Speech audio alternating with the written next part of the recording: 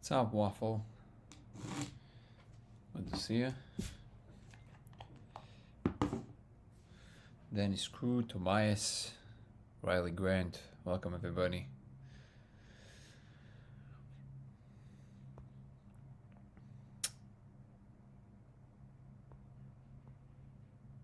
Anonymous is in the house, including Housewives JJ, Jill, Gooderman, Dora. Welcome, everybody. See people showing up on YouTube and X and Twitch. Welcome. Welcome from Brew City. Pardon my ignorance. Where's Brew City?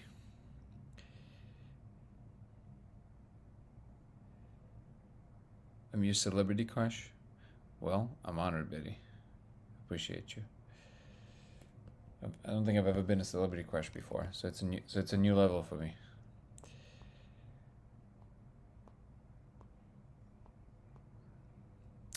Dana, thank you for the likes. Appreciate you. Oh, Milwaukee, Wisconsin. Was this like a really silly thing not to know? How you doing, Marco? JH is saying congrats on the podcast. Danny was just listening 60K view in 8 hours. Joe Soon. Joe Soon. Hello, hello. Interstellar. Zelman is saying it's an honor to catch one of these live. Cheers, my friend. Absolutely. Also, I'm always honored to get a comment from Twitch. I don't get a lot of those because I barely have a following there, so it's awesome. Welcome.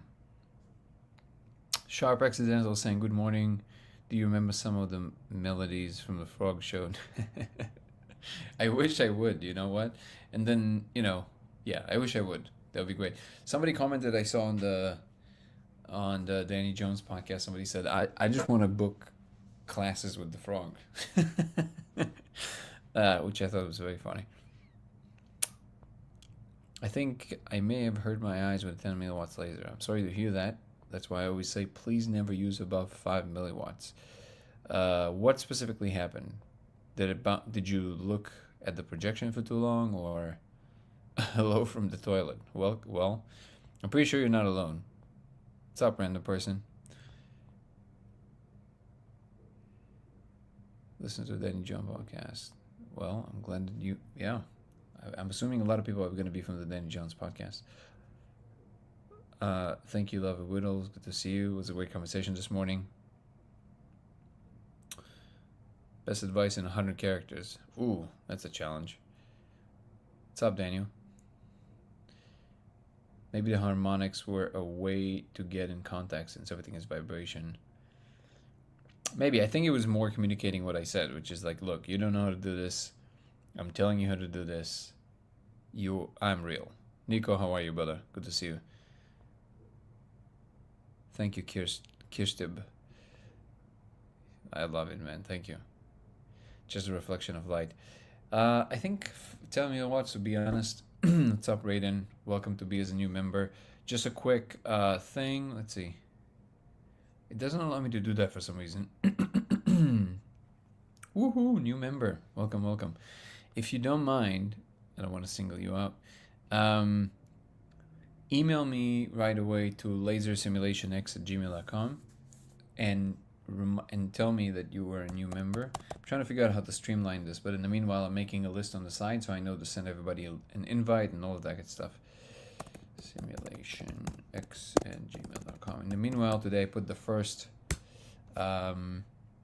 video only for members on YouTube. It's going to be available for the public in a few days, but members get an early view with Chase Hughes. It was a nice conversation before I showed him the laser, and I will be releasing his reactions as well. But that was a fun conversation, so all the members can watch it right now. It's live. I'm glad I can do that. Thank you, Kirsten. Nico, good to see you, man. Aaron is in the house. How are you, brother? Nico is saying, brother, you're a professional at podcasting. Thanks, man. It really flowed. And I have to say that it was because Danny is a great interviewer, and he brings a really nice vibe. And he he created a really nice environment. He's really good at this. So I felt very good in the conversation, and I think it has a lot to do with it, but I appreciate it. I've seen these characters on Crashed UFO. Yeah, I think you're talking about the Carrot Report, right? Embrace growth, stay curious, cherish connections, and live authentically every single day. Exactly. What's your thoughts on consciousness being fundamental? I think it's 100% the case. Today's questions are fun. They're like yes, no, but the fun yes, no. Danny Glover from Lethal Weapon 2. I mean, I think Danny Glover was in all of them, wasn't he? And I always say it's really funny because he was my age when he said, I'm too old for this shit.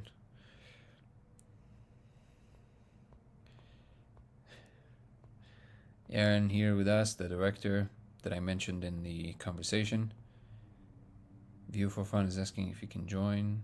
What do you mean? Join the chat? Of course, you just have to request. I will bring people up in a moment. I want to do a quick introduction and some words, and after that I'm going to start bringing people on. So you can request and I will bring you on later. Just so you know, I don't think the 10 milliwatt should be able to do too much damage unless you like stare directly at the laser for like minutes. But if you're looking at the wall, I think you should be okay. I think it's just a matter of like, just let your eyes rest a little bit.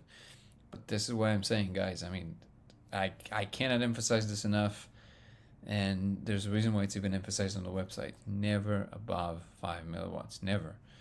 In any case, I think you should be okay. But yeah, you can come on. We can chat about it. Let me do a quick intro because there's a big flux of people because of the podcast, and I'm very grateful for that.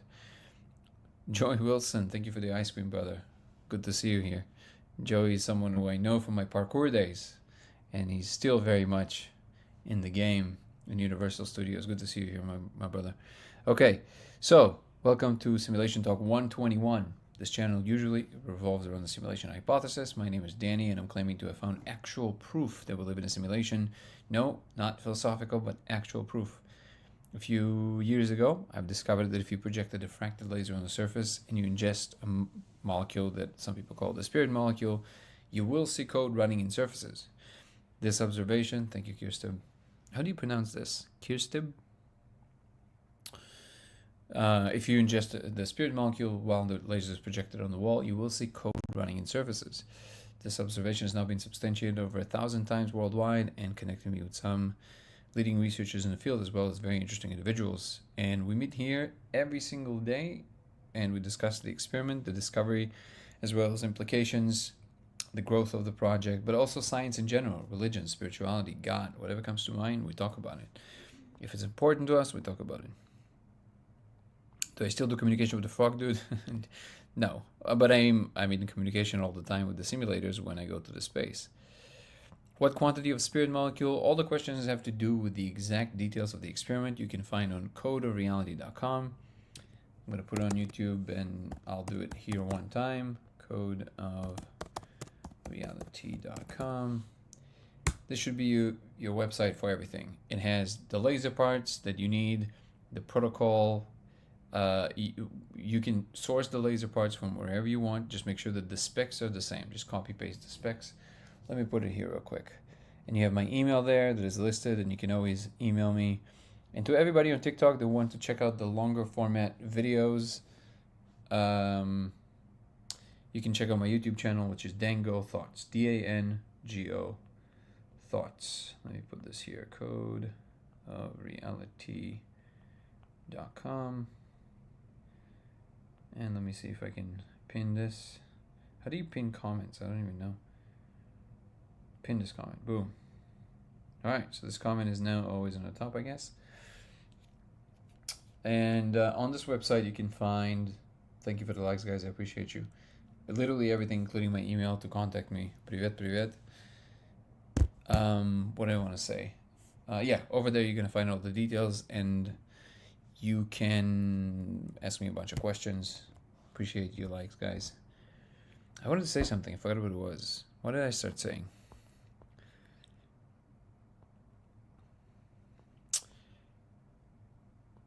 Kirsty.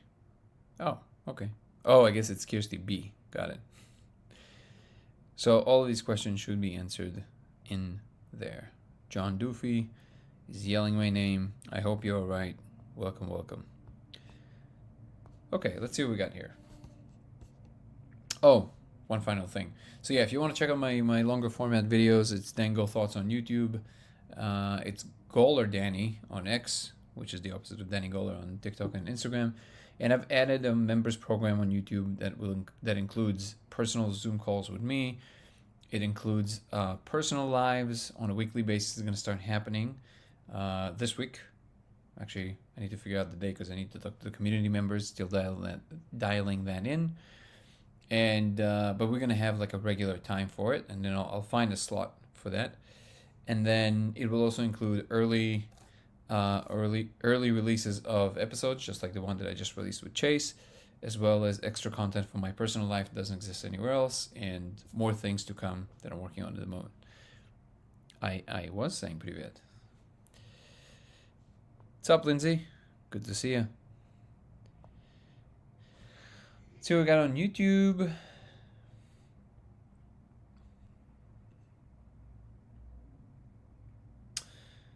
Just got done with the Danny Jones podcast minutes ago. Mind-blowing stuff. Hope to see you get some more eyes on your work in the coming months and can't wait to see the discovery. Thank you, James. I appreciate the kind words. It did feel very good. I'm very happy about the conversation. Even the parts that I felt were a little clunky looked all right, which, you know, it's the best you can hope for. And also gave me a good opportunity to practice to speak on a larger platform. I deeply thank Danny. Danny is great, and we'll definitely do it again. It'll be a lot of fun. Seeing matrix codes reminds me of Akashic Records and Adinkra codes. Think there is any connection? Yeah, I think there is a connection for sure. It might be the Akashic Records, actually, or what we call the Akashic Records. It literally records every single thing that happens in the universe. Adinkra codes, so this is, it became Adinkra codes because of the meme. Adinkras are the visual representation of the error correcting codes that James Gates discovered. And is there a connection? I think the error correcting codes are part of the system, but they're part of a larger set of codes. And I think that the code that we see in the laser is all of it, including all the other things. Have you tried spreading the laser into a larger surface? Of course, possibly using multiple laser lines. Yeah, you can do that. It doesn't actually make you see it a lot clearer, to be honest, which is weird. It's almost like it diffuses your attention. Different colors lasers, yes. You will see it with any color. It's just that on red, you can look at it for longer because it's a much lower frequency. What's up, Deemster? Good. Fungi focus.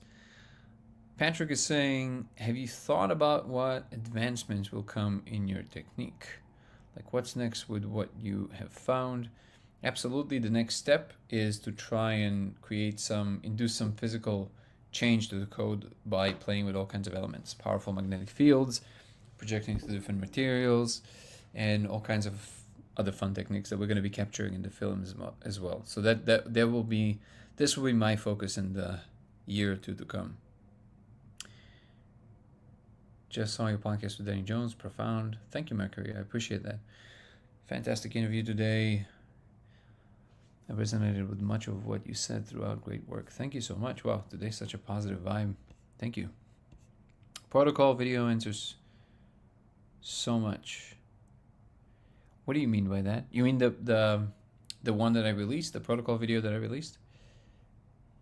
Hear me out, bro. Jesus is the answer to all of your questions. Next time, call his name. When you are doing psychedelics, and your life will be changed forever. Thanks for the advice. Also, past lives are treasure troves of information and something amazing entertainment.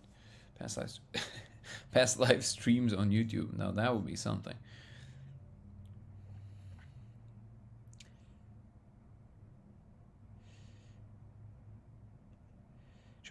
Try to point the laser in the mirror. Again, I don't think it will achieve much. I'm saying it because on too shiny of a surface, all you can see is basically the light bouncing back, which is very dangerous because in an altered state, it might hit your eye. I'm not sure what people expect to see there, but I don't think anything is going to happen aside from you endangering your retinas. It is true that we will be using mirrors for different things, because I'm going to be working, one of the things I'm going to be working on is playing with holograms. So mirrors will definitely be involved. But as far as like if you think you're going to see something by projecting it in the mirror, I think the only thing you're going to see is an optometrist. I can't even say that word. But I think that that's what's going to happen. You got to be very careful with lasers and mirrors, especially when you're in an altered state. I think you handled the podcast really well. Stayed on topic. Was very articulate. Thank you. I appreciate it. Hey, Dan, hope all is well. What's the thinnest, most transparent you've tried? Wait. You've tried focusing the laser on. I wonder if it would change anything. Not sure what you mean by that. What do you mean? Oh, you mean like the surface you're projecting it on, right? That's what you mean? Like, you mean like projecting on some kind of a mesh and then looking from the other side? Is that what you mean? Wonder interesting running a plasma torch near it. That's cool. I mean, it's very visual. I will definitely try it just for that. I'm almost done with Danny Jones' podcast. Crushed it, brother. Great job. Just dropping by the show. Some love. Thank you, Evan. Thank you, Evan. I appreciate you. Zero, do you think we reincarnate? Yes. Wouldn't that be enough motivation for everyone to want to build better society and take you more seriously? Sure. I feel like those are separate subjects. I don't know what taking what I'm saying seriously has anything to do with wanting to build a better society. I mean, maybe to the extent that people take the proposition seriously and understand there's a bigger picture going on, sure. But I think there's plenty of reasons without my discovery to build a better society. And I don't even know if reincarnation is one of them. I think it should just be kind of like entrenched in us to want to do the right thing.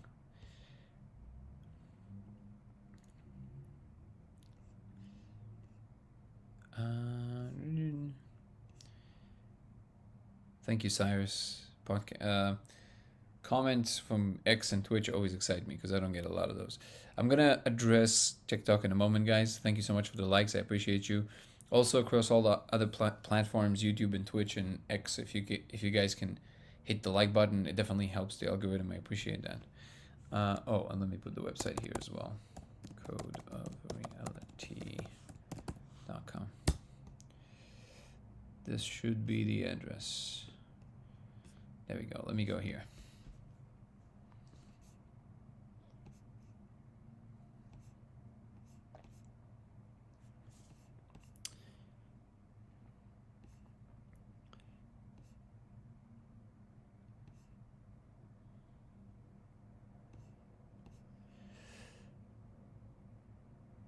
If the transparency of the surface would change anything in the code.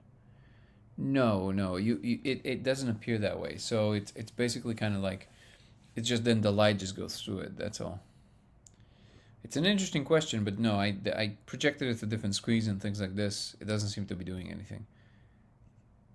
Would be cool to design some type of VR, working on it actually, headset where your entire FOV is taken up by diffracted lasers, shine on a curved surface, see if looking around will let you look around the Oh, that is a great idea. I love this. Look at this. This is great. Let's see if it's gonna work. There you go. I love this. Might try this. What a profound human. Oh my god. I shouldn't have started reading it. It's very difficult to read about yourself. What a profound human you are, man. Watch the podcast. Really into the molecule for years now. Great stuff. Keep it up. Thank you so much. Does the wavelength of the laser makes a difference? It's interesting because the code seems to be the same, but there's extra added content in the other colors. In the green and the blue, you see extra content. You see arrows in the green. You see extra beings in the blue. But I think we're going to have a more coherent picture after we're going to be doing the new sets of experiments in which we're going to be testing all of this stuff and recording results from many, many people. That I think that will be easier to talk about this more concretely.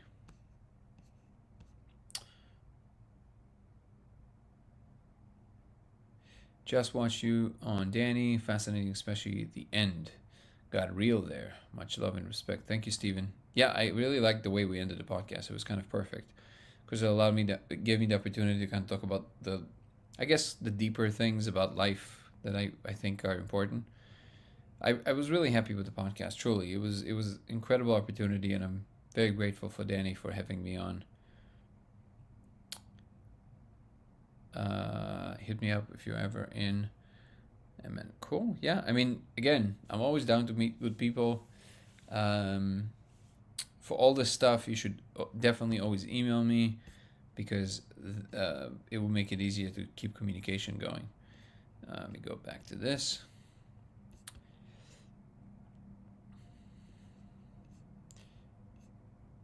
Am I familiar with Carl Jung? Yes. I mean, there's a lot of work of Carl Jung that I think applies here, not just synchronicities, but yeah.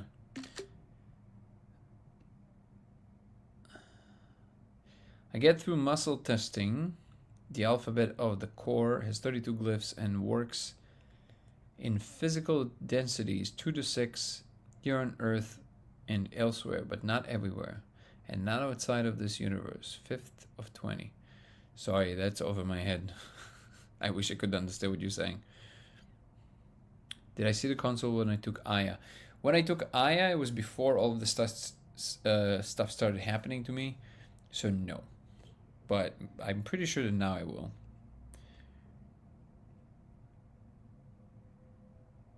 Oh, thank you, Adam. Good to see you. I'm glad that the podcast brought you. I appreciate you.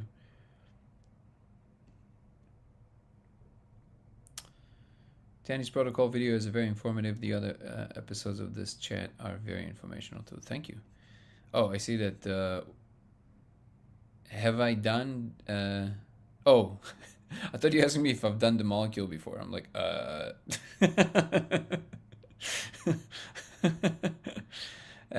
no, I have not done the X. I can't pronounce the name of the molecule because TikTok is really weird about that. But no, Ethan, I have not done it yet. But I am in contact with the people who are running it. So I think it's just a matter of time. Like,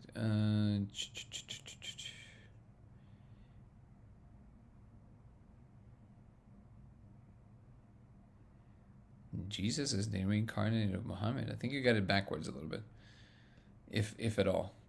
Here, I think you should read Synchronicity by Jung. Really help you explain the intuition and stuff. Yeah, I mean I'm familiar with that body of work, so it will be an overkill. Like it's not, it doesn't need to go. We don't need to go into that. Jung's work was still pretty esoteric. I'm trying to stay away from the esoteric. I'm trying to put it into more concrete terms. But you're right. There's a lot of overlap there. I agree with that. Do you know what the Sefer Yetzirot is? Yes. Are you aware that the ancient Hebrew text said to make up the fabric of reality? Yes, I'm familiar with that. Have you ever seen Alison Gray's Secret Writing? Yes, it does not look like that. Have you considered to set up a Telegram group? We have one, but I think Telegram is never going to be used for the public-facing thing. We do have a Discord group, and if you want an invite for that, I'll send you a link. Just email me lasersimulationx@gmail.com, and I'll send you the link. lasersimulationx@gmail.com.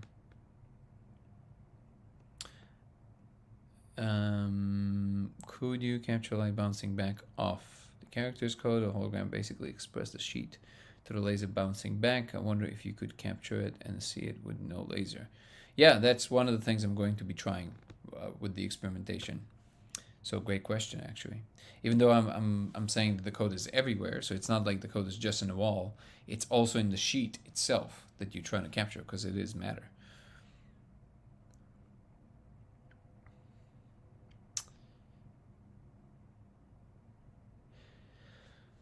What are your thoughts on connection to Sefer Yetzirah? I think it's too deep. I think it's kind of the same the connection that you would postulate with the Akashic records. That's the short answer. I think that these codes, they're code for deep functionalities of possibilities, of meaning itself. And this is why it's such a deep subject. It will take at least over an hour to break down. But you're exactly on the right track, I would say.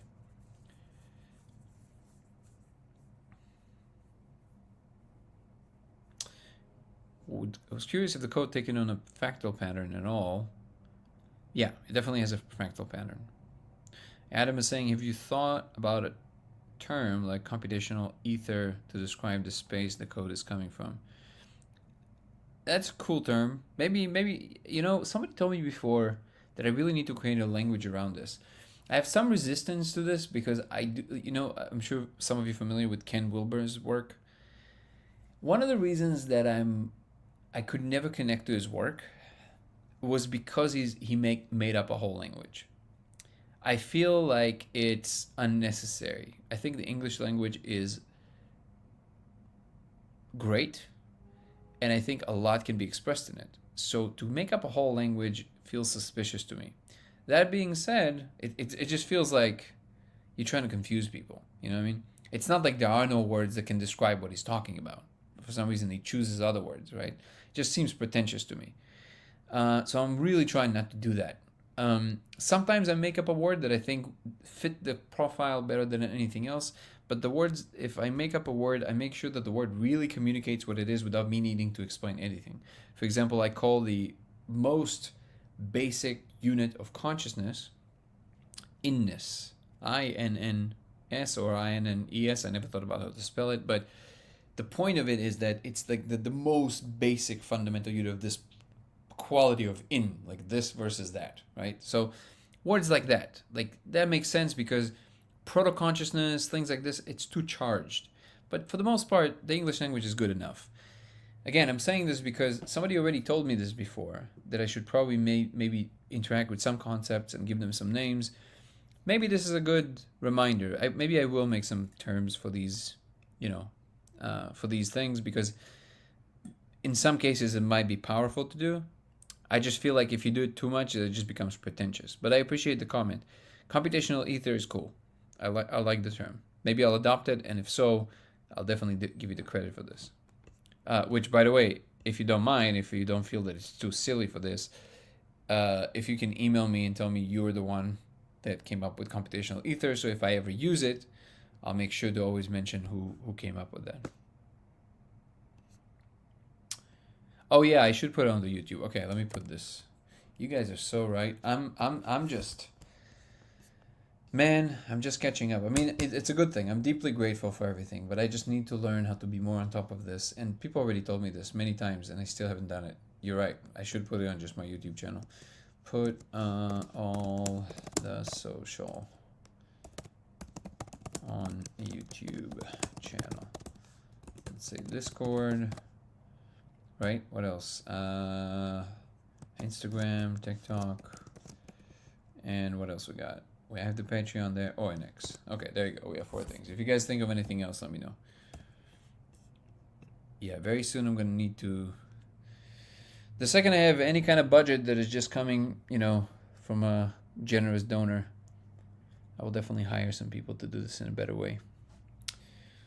Hire some pros.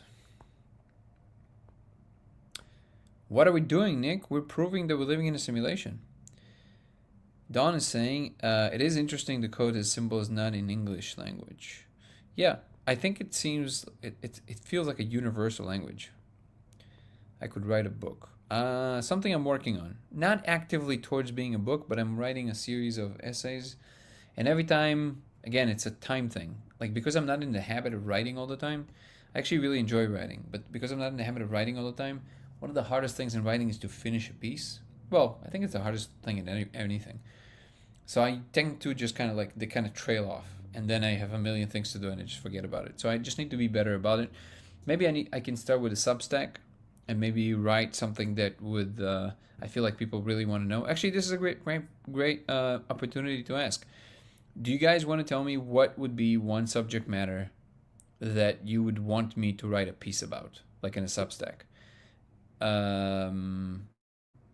Throw it in there, and then I'll see if there's like a common denominator between many people wanting a particular thing, and I will definitely write a piece, and this would give me put enough pressure on me to finish the piece, which is great. And then eventually all of these things I ever wrote eventually probably will become a book. AI could write it? Nah. I like to use the AI to give me better ideas, but in the end of the day, I like the creative process, and I like to use the way that I speak to have the AI.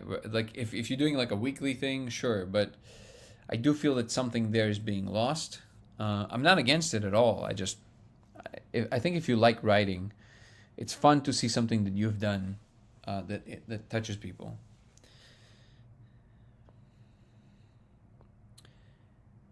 Circle, exact same thing happens. Good question, Nick. So the not like in the movie The Matrix, we're not really stuck in a computer software, and it is not predetermined.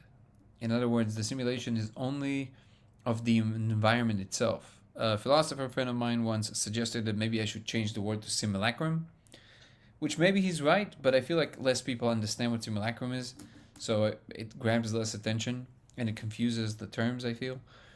So I think it is a simulation and it fits better, but it's not. The only thing is simulated are the laws of physics. Everything else is the same. It's open-ended. It's not being influenced. It's not being repeated. It's not being rebooted. There's no intervention of any kind. I don't know if ever, but never. But at least the way it's run, it's the way it's run. So in that sense, no. And even if it would, the only thing that would matter is the moment right now, like what you're experiencing this second. That's the only thing that would matter, no matter what the situation is.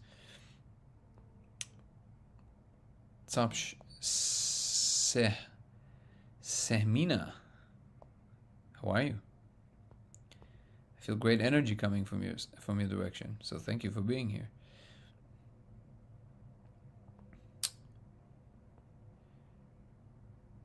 Did you see the photo of a photon? Is that what the photon took a selfie? Look, I'm infinite. I can't see time. That's what the photon said. Dad jokes. This is a dream. Wake up, said the poop. It's just terribly soft. I want to believe a man can be holistic and worship God. Huh?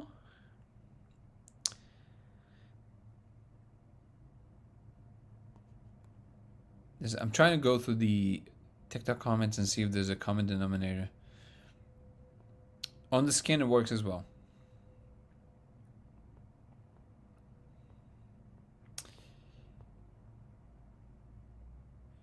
Thank you, TikTok.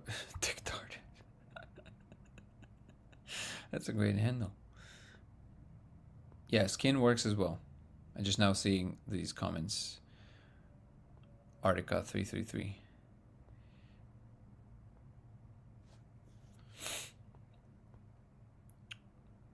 Joey's saying, I'm late to the discussion, but whose simulation and what does that mean for our consciousness? Great question. It's not our consciousness. Consciousness seems to be fundamental. It seems to be it's not even part of reality. It is reality. And everything else, you can think of it in terms of consciousness is essentially the first person experience of the third person description of existence, which is computational. Consciousness is what it feels like when computation happens in a particular way, in a particular environment. I would say that that's what it means. Respectfully, how do you know what the simulation is beyond the code? I'm not sure what you mean by the question. You mean all the other stuff? I see it all the time. So the code is something I can show you, but what I see is kind of like behind the veil. I know it sounds very pretentious, but there's no, respectfully, that's the only way I can say it, which is just very directly. After I built the laser, a few months after, I talked about it a little bit in the podcast. I basically saw that what people usually experience on the molecule is these VR glasses that come and meet them when they enter the space. And what I then realized that I'm seeing this because I'm no longer experiencing the VR glasses. So I'm seeing the real space. Now, are there more layers? I'm sure, certain of it. But it definitely feels distinct. I could feel the gravity in that space. I can see like the regular kind of in operation that is happening, like the different beings that are walking around. It feels like a giant train station. And I know some people experience this, but that is actually a distinct experience. It's not the same as having all the rapture and all the stuff that people sometimes report. And what I seem to be seeing is the direct actual environment. And in addition to that, after asking numerous times over the years, they directly showed me how they are simulating the space. So they literally showed me how they do this. So does that mean that necessarily it's exactly what's going on? No, of course, anything can be. But to the extent that I trust what I'm being told from the other side, which is the only thing I can rely on at the moment, That's how I know it looks like, because I see it all the time. The code is something that everybody else can see. I see extra content. I don't know if you saw my video called The Console on YouTube. Highly recommend you watch it. The Console on YouTube on Dengo Thoughts. But a computer console started appearing for me on the molecule on a regular basis. It's just there. I can walk around it. It's always there. Like augmented reality, VR, AR kind of thing just hovers in front of me. And I see other types of extra content that usually are not visible on the molecule.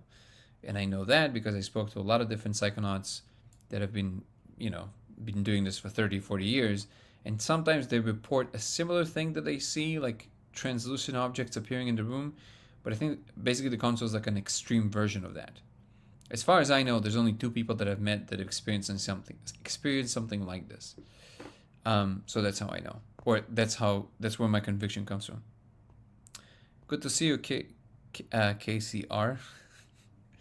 Good to see you.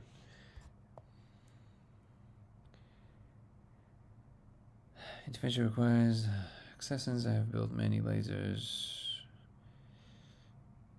Light is only objective. I'm not sure what this means, the Dark Quinter. Sorry, I don't know what that means. Wait, do you think that reality is just the same as VR, an illusion of reality? I don't think it's an illusion. I think the content you see now, depending on how you put the emphasis on it, it's also not what it is, right? Even if you believe in the physical world and nothing else, you know that what you see now is not what the world looks like, right? You know that this is not the atoms, this is not the gamma rays, this is not, none of the stuff that we know from physics is what this is, right? So in that sense, even this is already not the most accurate representation of what the world is. So no matter how you look at it, you don't need to postulate another civilization simulating the space for you to know that this is definitely not what the real world looks like. You never see the real world, that's for sure. But I guess what we're asking is, do I think that the content that we see now is reproduced on some kind of a computer on some kind of a substrate? The answer is yes, absolutely. And more than that, I don't think, I know, which is sounds a little bit like hubris, but it's all I can do is to talk about the things that I'm convinced of with conviction. Does that mean that I expect other people to take this on board? No, of course not. This is why I usually only talk about the laser, because that's something anybody can try and see for themselves. The other content, it takes some practice. It takes some practice to interact with the molecule to be able to be stable in that space. There's a lot of things, and then you can start playing with it, and you can compare notes about the experiences. Where does a conscious being experience anything, that's reality. It makes no difference how it came about. A thing. This is what the movie The Matrix got wrong philosophically. It got right from a technical standpoint of a movie, because otherwise you wouldn't have a plot. But philosophically, it sounds like a harsh word. I don't mean it harshly. I love the movie. But philosophically, the idea in The Matrix is bankrupt. It's incorrect. It doesn't hold water, because that's the way the machines went about it is actually the most ethical thing they could do. If that's what they needed, they didn't have to put us in a place where we can live our lives and do whatever, right? They did that because that was actually the ethical thing to do. So the architect was talking about the fact that basically they tried many versions and they had to settle on the one that humans are the most comfortable with, which once again, it is the most ethical thing you can do. In the most natural environment that makes sense for that brain. The point is that inside the Matrix, if you stub your toe or fall in love, these things, hurt or feel great, respectively. That's reality. Reality is what you're experiencing. It makes no difference whatsoever how the conditions brought you to that point, which essentially is the Buddha's teachings.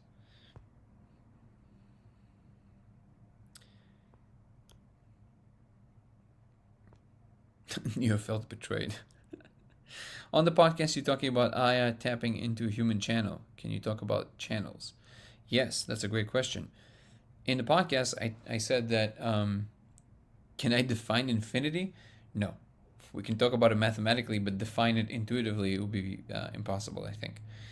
So in the podcast with Danny Jones, I talked about how I believe that Aya experientially is the human channel. And for example, NN, the spirit molecule, is the, well, I guess you can say the everything channel, but I no longer think it's the everything channel. I think maybe 5-MeO is the everything channel. I think the NN is the technical level channel, like all the the bolts and nuts of everything that holds reality together, so to speak. So it has a very technical vibe to it because of that. Aya is, it's almost like the repository of all human knowledge and everything there is to know about what it's like to be a human. It's the ultimate library of humans. This is why it's extremely therapeutic, because you're drawing from a library that specializes in the condition of human beings. So that's what I think it is. And for example, with mushrooms, I feel like it's kind of hard to place them into a particular channel, but mushrooms, they have a vibe, right? They're very zany, they're very punny. There's a lot of puns. Sometimes they like to drift towards what Terence McKenna called technoscapes, like very advanced civilizations around stars, things like this. Sometimes they go the other way. They kind of go towards the clay element, towards the dirt. It really depends, right? So they feel earthy, but at the same time they have this like very, again, I really love the way that Terence McKenna used to describe things, of course. So he used to call them Wagnerian, like Wagner, right? It's very trumpets and marching and like we're going to take over the world kind of thing. And it really feels like that. It's very grandiose. With the NN, it doesn't feel grandiose because it doesn't need to be. It's so crazy that it doesn't need to add anything to make you flip out. It's just like, whoa, like you don't need to add anything to that. It's just like insanity in its best, right? And what else we got? Well, for example, with the L word, yeah, Wagner, exactly. With the L word, I can't really say it again. I hope you guys know what I mean. One of the original compounds, Hoffman, that's a hint. I can't say the thing. So with the L, it always feels, first of all, it's a lot less graphic. It's a lot less visual. If you take a lot of it, it does become visual, but it can never be as visual as NN, never.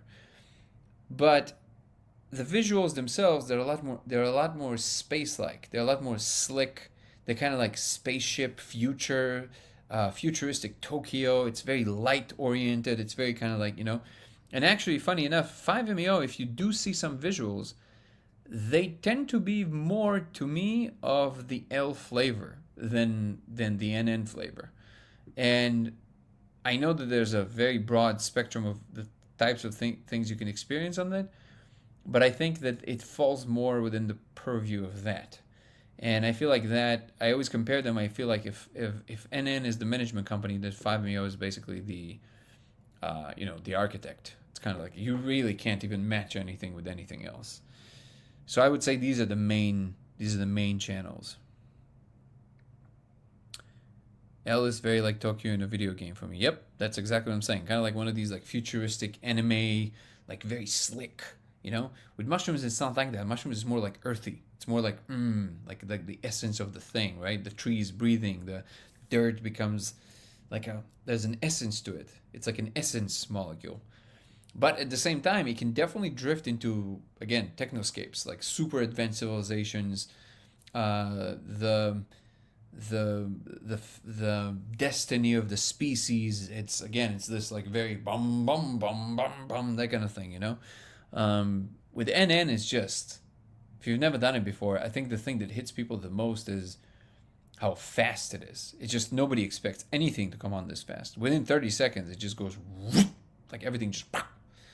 And then it's very again zany. It's like things move very quick, and it also has this like component of very, very mechanical. It doesn't feel spiritual at all to me. Like it's just very mechanical, which I don't mind at all. Some people don't like that, but I love it. With 5-MeO, you do feel like it's more rapture. It's like everything opens, and with Aya, you just kind of sit with. It's like the perfect the archetype of the Aya, I would say it's kind of like the ultimate mother shaman. You know, like you go to like the jungles, and it really fits that theme of like the ultimate and all-knowing mother, you know. And you just sit there and you humble yourself because she's all loving, but she's all knowing, and you better, you know, humble yourself because you will learn so much. And that it's that kind of vibe. The sacredness of ceremony very much folded into the Aya experience.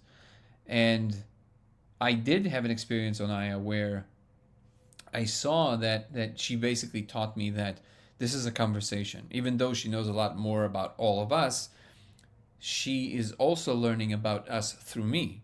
She always learns something new because it's infinite.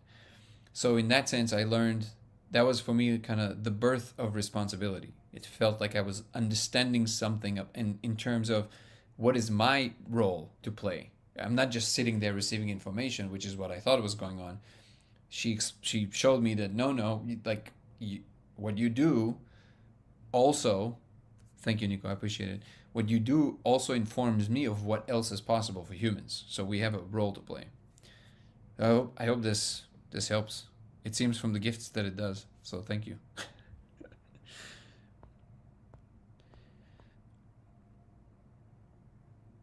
How is it all knowing when it's exclusive to a certain area? Great question. I mean, all knowing about humans. You're right. And I do think that ultimately nothing in existence is all knowing. I guess some people would say, well, the source is all knowing. I think it's a little bit more tricky than that. I think what we call the source, like the true source, the true thing, you know, beyond the everything, I don't think it has the element of knowing, because knowing means something refers to something else in terms of symbolic representation.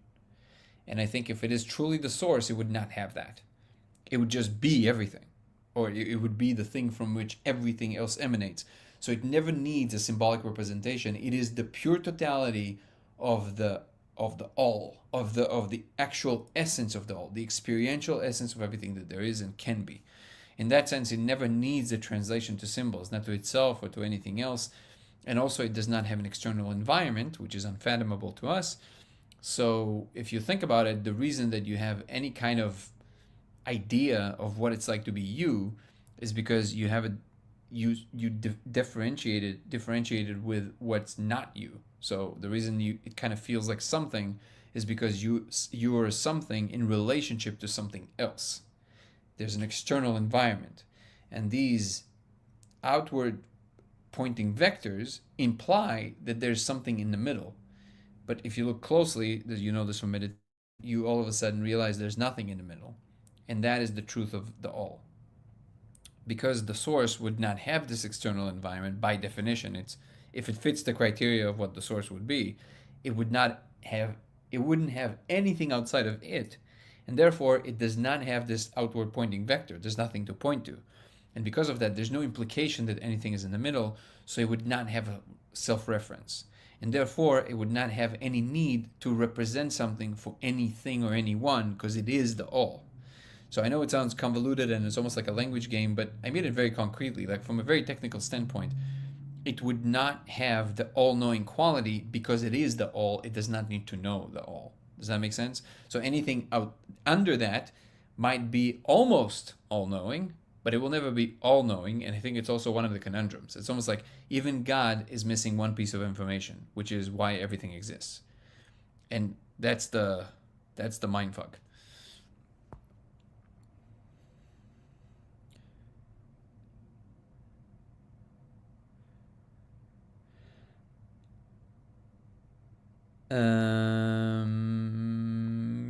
Yes. Everything is in relation to everything aside from what you would call the source. Or if you don't believe in the source, that's a different story.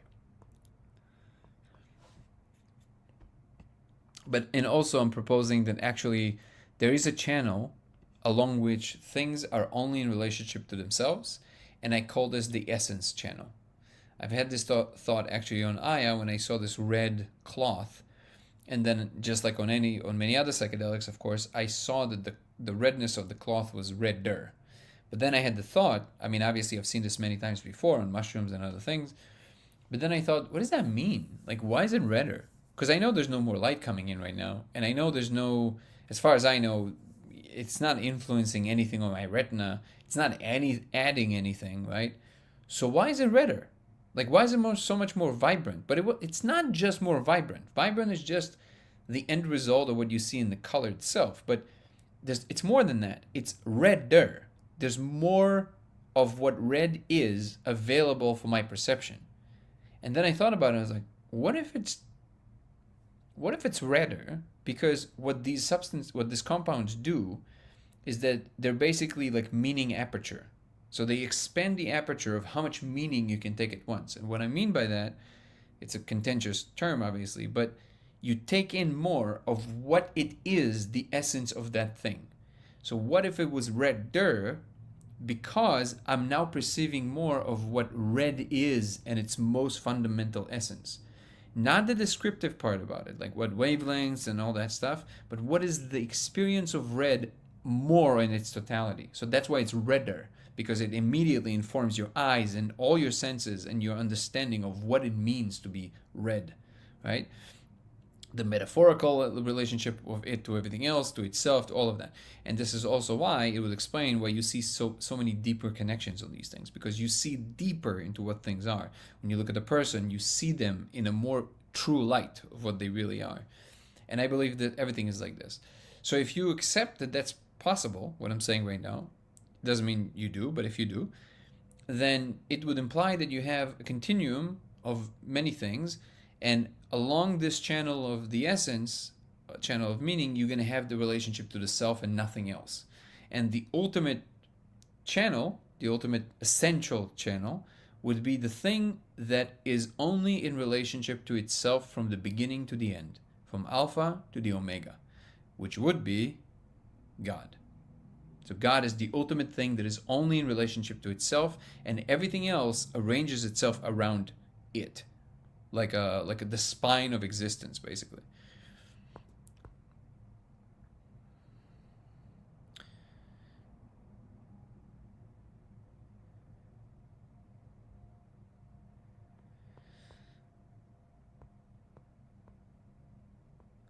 Saturation, I'm not sure it would fit the bill, because saturation would imply you have to bring more of the color from somewhere. And because it's not a computer, well, I'm saying it is, but if you don't believe that there's a dial there, then what are you making redder, right? It does feel more than just the color. Okay, I've neglected a lot of comments and can't sub on Twitch. Well, that's... Wait, you can't sub to me on Twitch? That's sad. I wonder why. Thank you for always looking out, Lovey Whittles. John is saying the paper is rooted in the stuff you talk about. Which paper? Before I go, have you factored 08180202 in is a date? On that date, an advancement in quantum physics was made in a paper titled Quantum Scissors. Really? This is fascinating. Let me... Oh. Dude, I gotta write this down. Hold on. Why doesn't it allow me to copy paste? Hold on. TikTok, don't be mad at me. I'm just gonna take a picture real quick. Hold on.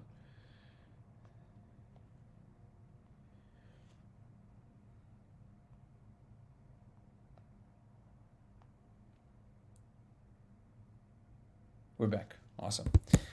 Okay. Yeah, that's interesting. So, by the way, it's 081802, not 202. But this is still interesting. Thank you, John. Ooh, there's so many comments. I appreciate everybody. Tommy's here.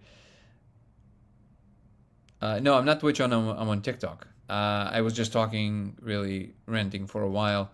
But yeah, I'm going between TikTok, which is, and then actually most of our viewers now are on YouTube because of the Danny Jones podcast, probably. So welcome, everybody, as well as X and Twitch, but I can't really see how many are there. I see most of the comments coming from YouTube. And TikTok as well. But I have to be honest, TikTok is kind of slacking as far as like the exposure that they give and all that stuff. I mean, I like it, but I don't know what's up with them. Okay, let's see.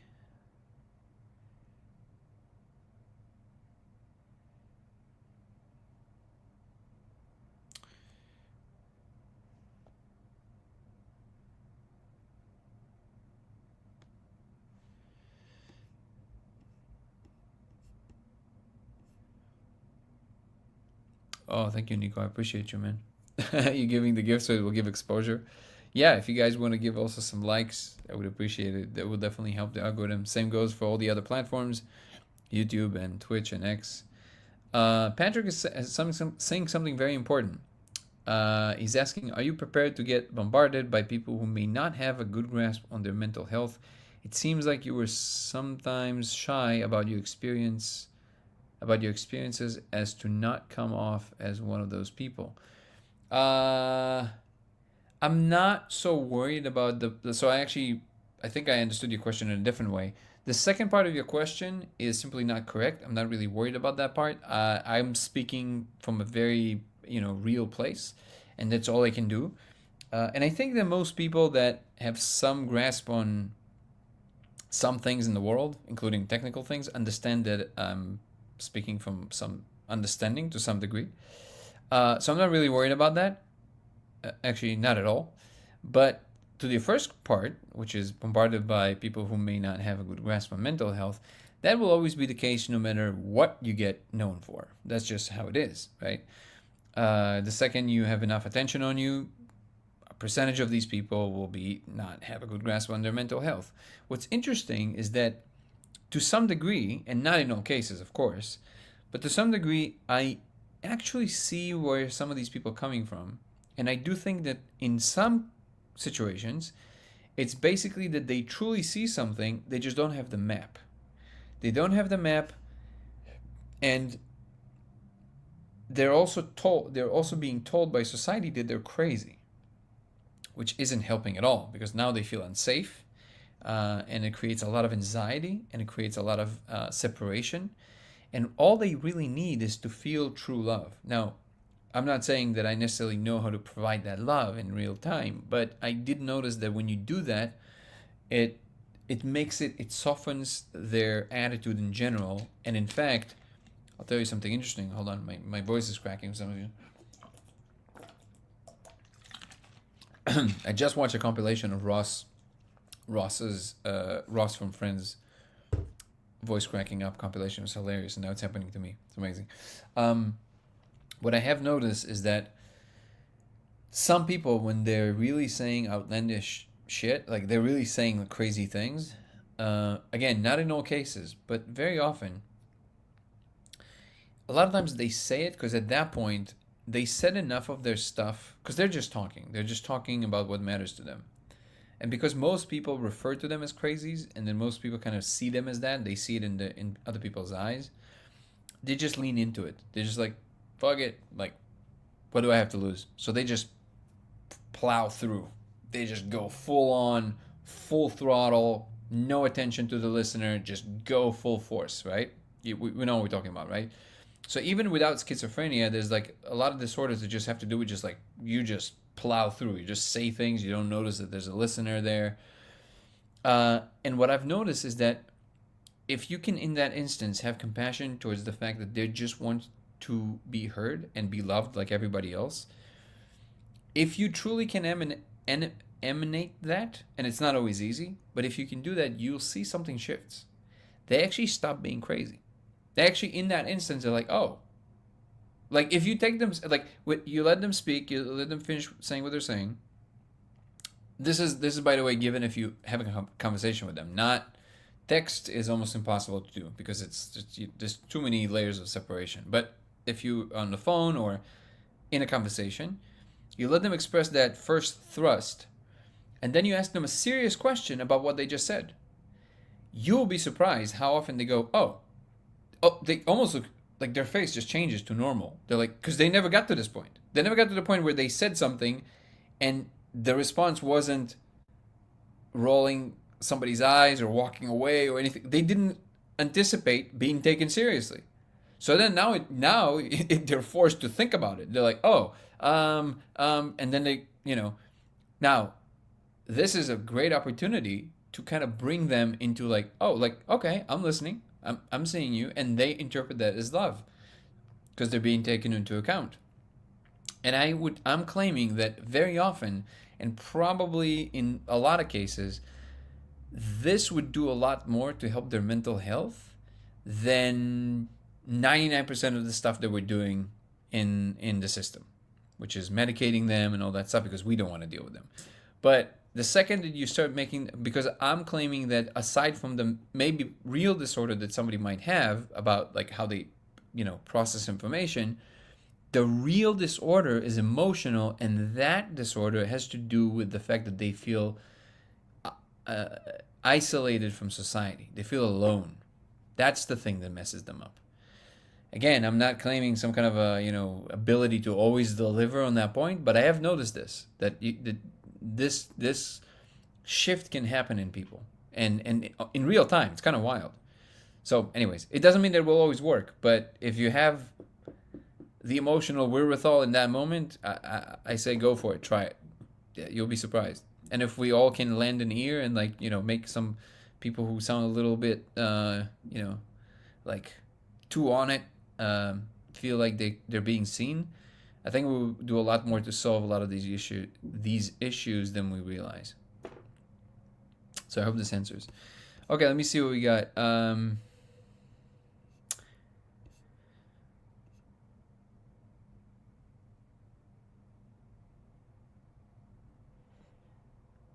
Other than your discovery, what have you experienced in your life that till this day you can't explain, or have you not had any other experience, just this one? I mean, I had a lot of experiences in life that are, I guess, wild, but I'm not gonna be able to list all of them here. Watch my video called "The Console" in Taco. CBRO, in the podcast, you alluded that things converging and we're heading towards grand reveal or something similar. Do you think there will be a war if people resist the revelation? Like I said in the podcast, I'm not big on prophecies. I don't think anybody can possibly know. Hey, Kirsten, good to see you. I don't think can possibly know what the outcome will be specifically. I do think that the main operative is the energy, and if somebody can just relax into the energy, everything's going to be all right. One of the things that I don't remember if I said it in this podcast, but if we are creating our own reality, wouldn't it behoove us, that's hard to say together, let's try it again. Wouldn't it behoove us, I still said it with an accent, but it's fine, you know what I want. You know what I'm trying to say. To imagine the best possible world. I always tell people, when you talk about all this stuff, about wars, about mushroom clouds, all that stuff, be careful. You're getting on the wrong ship. Because if it makes sense to you, if you are creating your own reality, if that's true, wouldn't it make more sense to say nice things about the future? Think about it.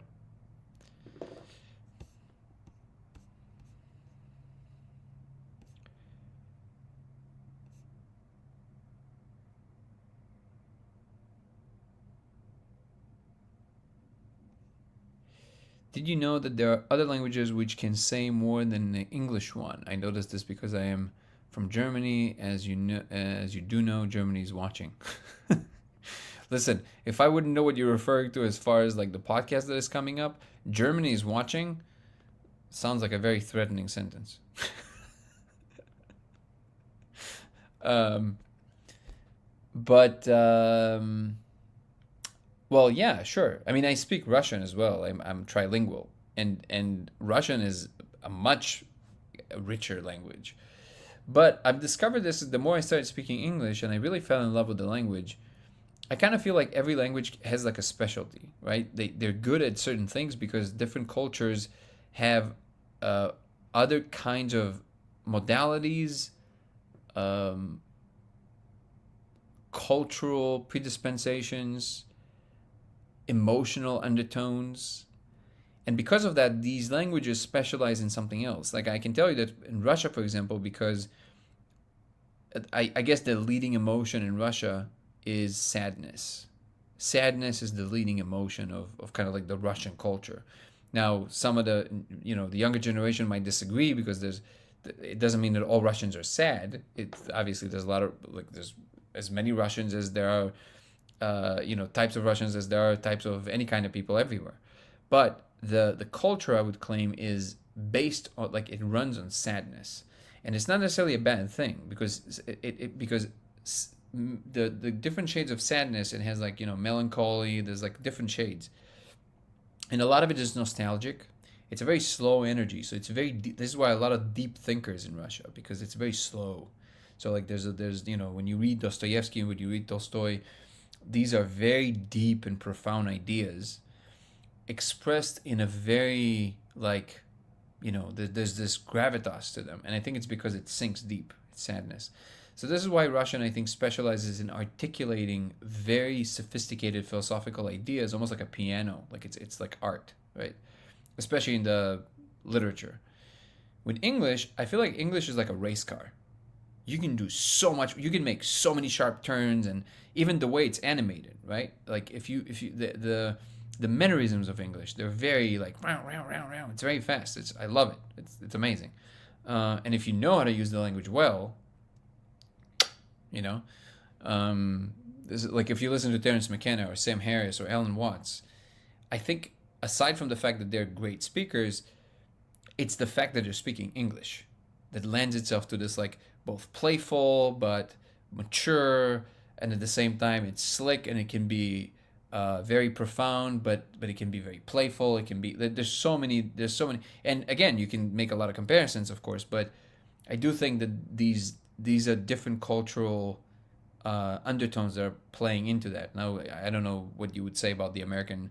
I mean, I guess we can go to the caricatures, right? So Americans are all about conquering and going forward and innovating and all of that stuff. And nowadays, all of these things considered to be bad for some reason, but it is the thing that gives the human civilization its flavor, which is this kind of like, the shining thing, the thing that we want to do. And I do think there's a deep value to that.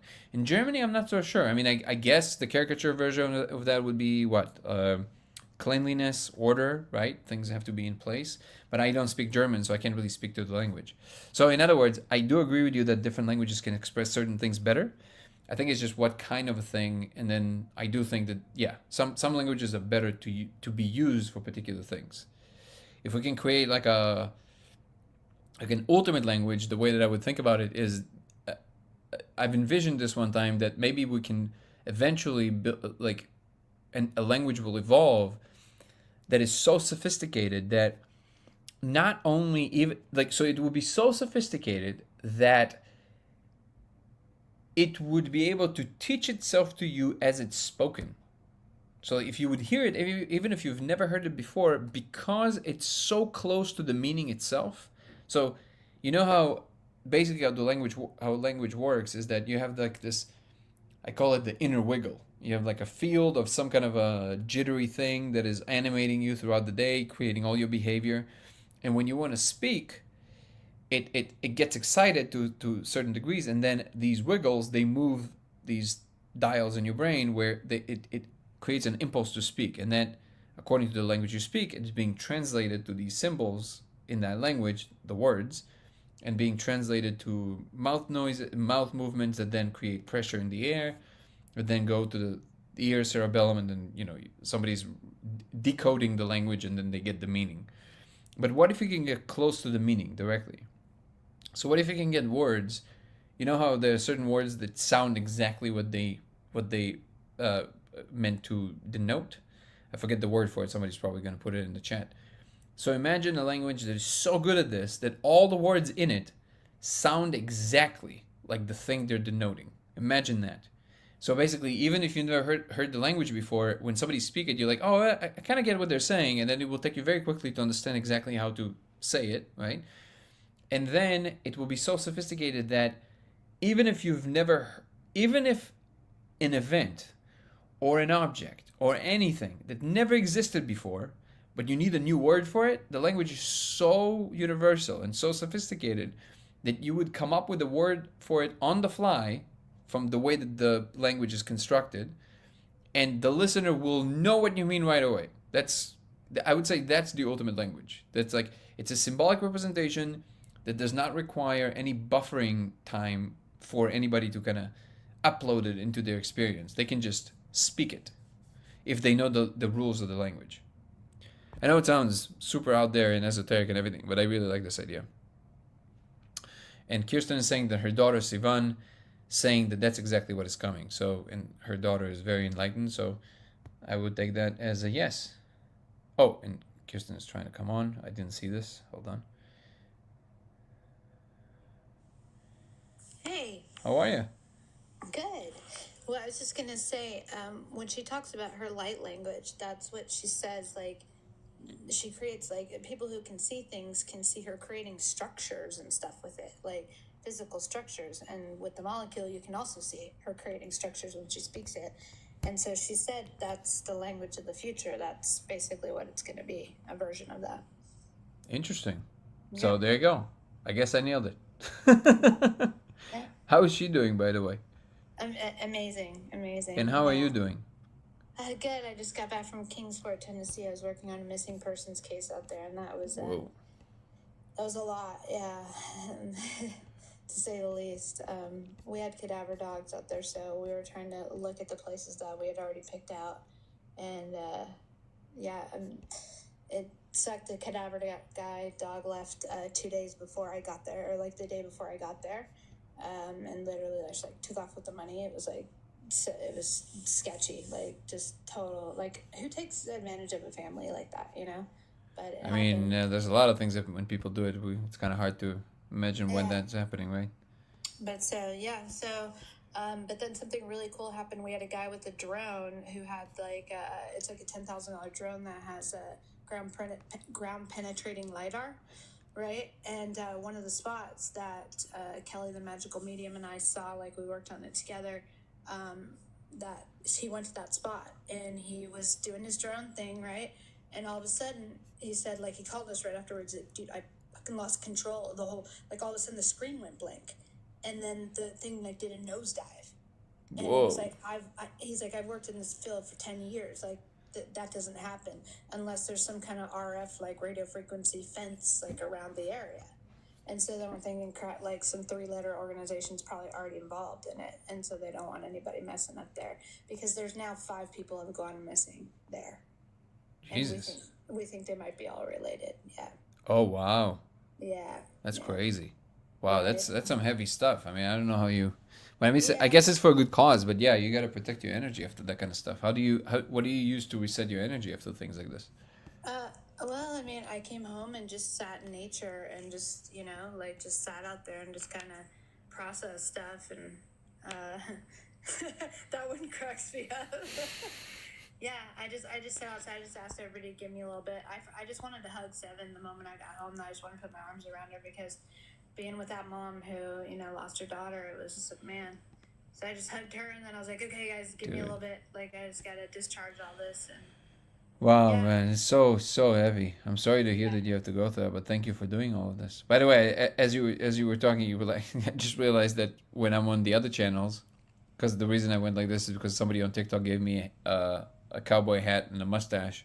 I know, I saw But it. but then I no, but then I realized that on YouTube and X, I just look like a moron. It's like.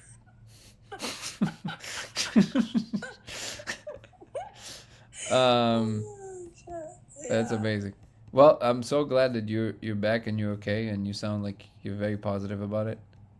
Yeah, and it was a good thing to do, like, not a lot of people have it. It's because it's been 2 years now, so people kind of forget about those things after a while. And unfortunately, like, the police department hadn't really done a lot, because it's, drugs were involved, so it's kind of like they forget about those people, and it's not, yeah, it's not okay. But so we kind of drummed up enough stuff, so now like Tennessee Bureau of Investigations is like back in, and so yeah, so it was a good thing all in all. Yeah. Wow, wow, Yeah. that's crazy. Yeah. Well, okay, well, stick around. I'll answer a few more questions. If you have input, feel free to jump in as well. Yes. Let's see if I can do like a lightning round, because there's first of all, I'm deeply grateful to everybody who showed up. If you guys came, especially, I'm assuming most of you came because of the Danny Johns podcast. So I appreciate Danny, and I'm deeply grateful for the opportunity he gave me to be on the podcast. It was a lot of fun. So anybody who came from that podcast, welcome. And I'm gonna do my best to go through some of these comments that I feel are they stand out, but there's a lot more than I'm used to. Yeah, I should probably have this conversation even tomorrow with trying to figure out how to do this. I mean, even moderators is not going to be enough. I have to figure out how to go through all this information quickly. We'll see how we do this. So one of the questions is, Billy, who's that? Wait, there was a question just now, and I think I lost it. By the way, John, I saw your comment about the date, and I actually took a picture of that. But the numbers were not 081202, they were 081802 and 081801. I mean, it seems like maybe it's fun to explore, but it's just the wrong number. It wasn't that number. But it is interesting what you're saying, and I took a picture of this, so I'm going to check it out. It might be another thread to pull on. Somebody's asking this: did CERN cause a tear in the matrix, or possibly cause a buffer overflow, memory crash in the matrix? They seem to have effects. Our protective electromagnetic shell. Thoughts? I personally think that CERN is exactly what we think it is, which is just a research facility that is, testing what they're saying they're testing. I don't see any reason to think of any conspiracy theories around it. I know some people disagree, and I always say I think it's because most people don't know scientists, so it's easy to develop all these ideas about what they might be. But most scientists are just people who want to understand the world. There's always politics, like in everything else, but it feels to me like just barking at the wrong tree. We're not talking about. It's not the same as big pharma. CERN is just like an organization trying to understand the world. So no, I don't think they tear anything in the matrix. But yeah, I mean, I don't know how else to, there's and I was thinking about it the other day, like why do even people think this, right? It's kind of, to me, it's just like so weird. But then I think we're in an age where we just don't trust anything. So any big organization that has some amount of power that sounds almost mystical to us, I feel like that's an easy, thought to drift towards. Like I said in Danny's podcast, and I'm always saying on the lives, I think focusing on what's good, not just in our lives, but also in the world, which there are a lot of great things, would definitely bring a better future than, it can be entertaining to postulate that all of these shady things happening, and I'm sure that a lot of them do, but I feel like that is another layer that detracts something from the world. It takes something away. It doesn't add anything as far as the value. So also, we're going to create that reality if we keep bringing that in. And a lot of people have a problem with the 666 logo. And I'm like, do you guys understand? People don't understand the true meaning of 666. It actually means rebirth. So there you go. Another thing. Symbolism is a big thing. I know that it can play a role obviously I'm claiming that what we found is the symbols that run reality. But I do think that a lot of the stuff here on our layer has to do with the meaning we attributing to it. So if you come, with a negative vibe towards something, the chances of any good result coming out of it ever, they're slim to none. Like there has to be some openness, there has to be some excitement and positive emotion attached to whatever it is. I personally, I see great things in technology and what it's going to bring for us.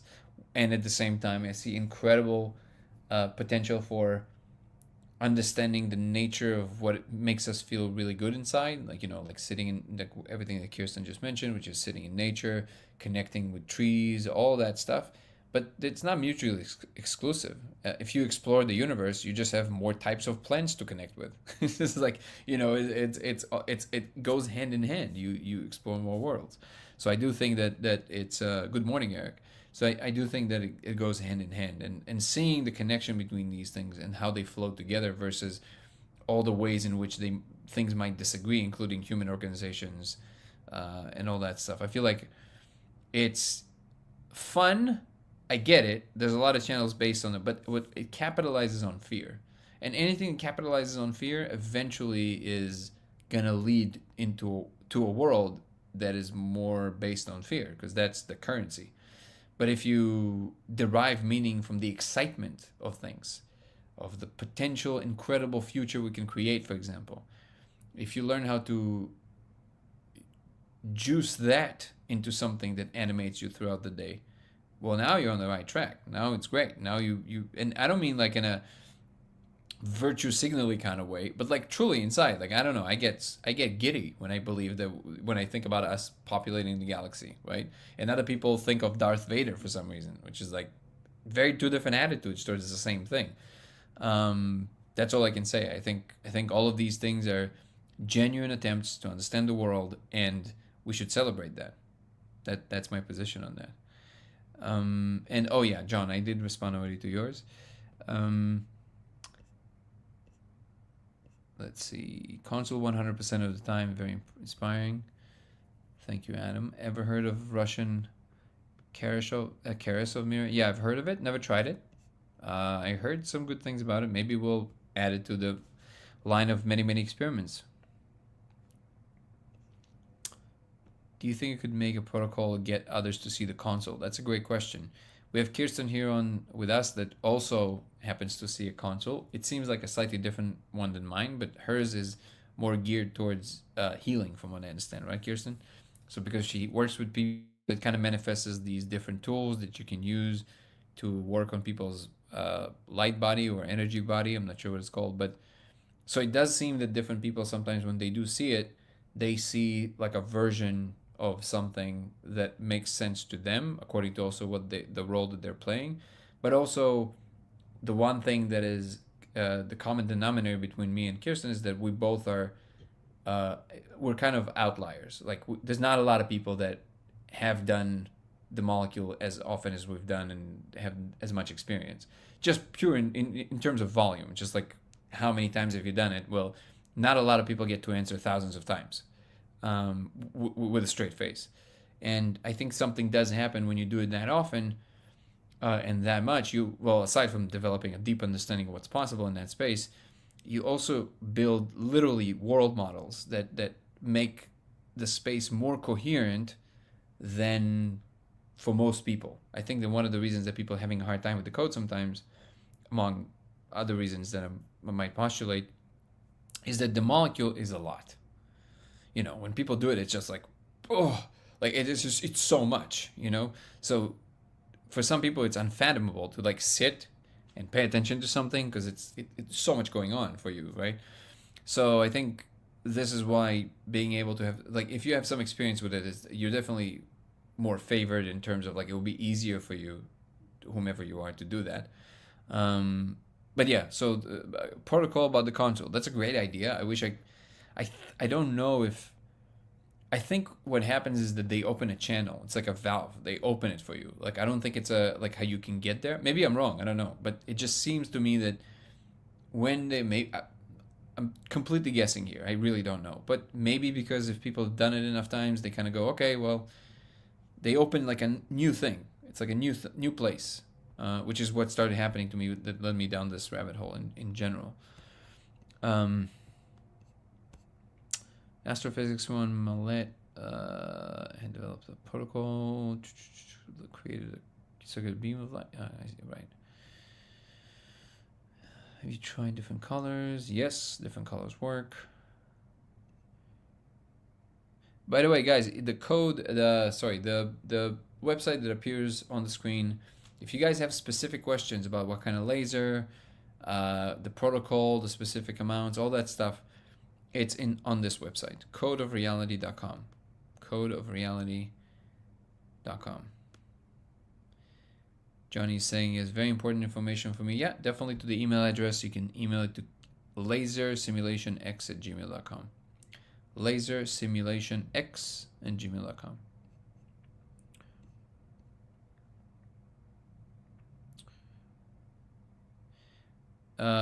Geoff is asking, what about the long-term molecule experiments and what do you think they'll find?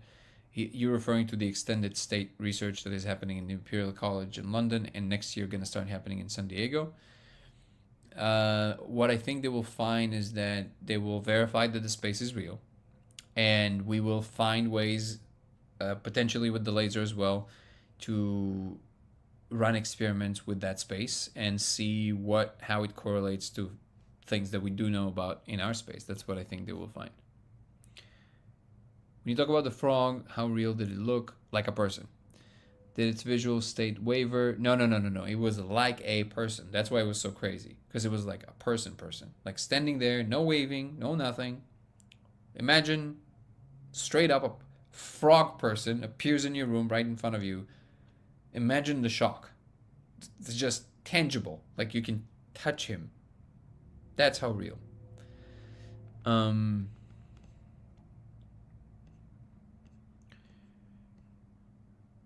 you know what? How do you pronounce it? Jar Jar Binks, kind of like that. So imagine something like this appearing right next to you. Call it the human internet. Many scientists, artists, and other greats have explained this phenomenon where they receive information that isn't their own. Exactly. What do you think of aliens? Do you think they wrote the code, or who is they? I think there's different layers, and there's the management company layer, architect layer. There's a lot of different layers. There's a lot of different civilizations, and I'm not claiming to know exactly what the full relationship is, but it's kind of like asking what uh, what kind of people do you feel live in New York? It's a good example for me always because New York represents this very enormous metropolitan that there's so many different people from so many different cultures, from so many different aims and jobs, and so you can form some general description, but it's like asking that. Just add a few And more maybe if dimensions. you talk about the structure that you saw, Which one? um, Oh, I think yeah, I think this is more on the like that involves some religious elements, which I feel like the energy right now is it's kind of like a little bit less about that. gotcha. But yeah. But yeah, there's sometimes I talk about this ultimate structures that I've seen. Today I'm not gonna be doing that because it's quite a lot to unpack, and I do think it involves some elements that at least in the moment it doesn't feel like it's the right. Like I don't feel that that's what it was being asked. But yeah, you're right. This would definitely lead eventually to that thought for sure. Um,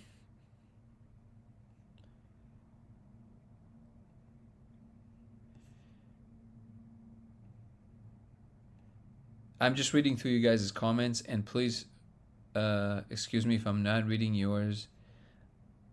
It's just because there's so many of them today, and I do want to get to as many of them as I possibly can. So I'm trying to pick the ones that I know were not really asked that often before. High dose of of mushrooms, yes, it would work. Yes. Anything above 3.5 grams, I think you're pretty secure. You will see the code.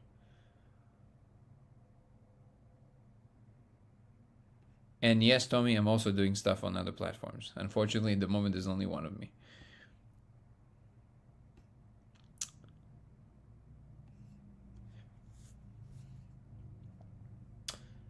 Can I make a video of what I already saw? Yeah, working on that as well, including what Kirsten just mentioned. Somebody suggested that I should make a video about this, and I started doing that. Soon there's going to be a lot of new content.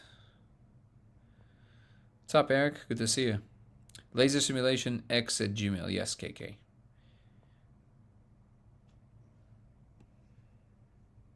Not on Twitch, on TikTok. Have you heard? On TikTok, it's Danny Goller.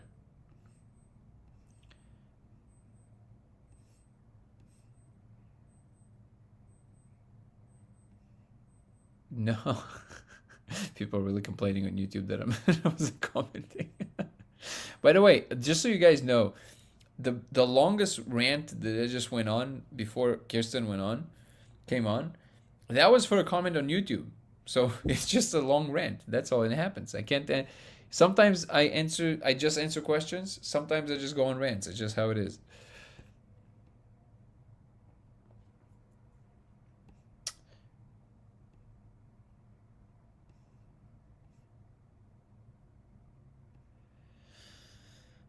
Do you think we're being watched? Yeah, you're being seen. Let's just say that you're being seen all the time.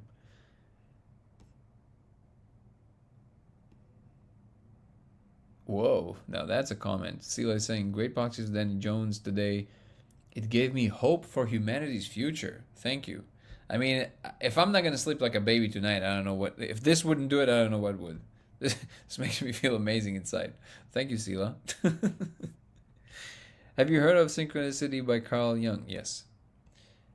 I love that this is like a, and this is just to be clear. I'm not making fun of your comment. It's just funny, because the way that people ask this, you're not the first one asking about. Do you know about the Synchronicity by Carl Jung? And the way you just asked it, have you heard of Synchronicity by Carl Jung?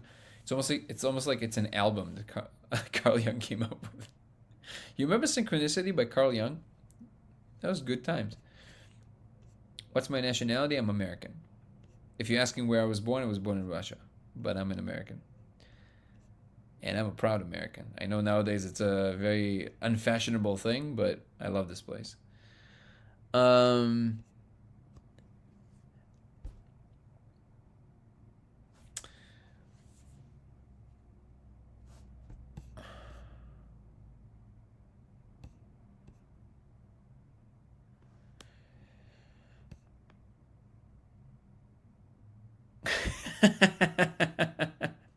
the 51 Project is saying, I guess it's referring to my English rant, or rant about English. It says English is the best language for ordering Indian or Chinese food. Ain't that the truth? I think it is. Um,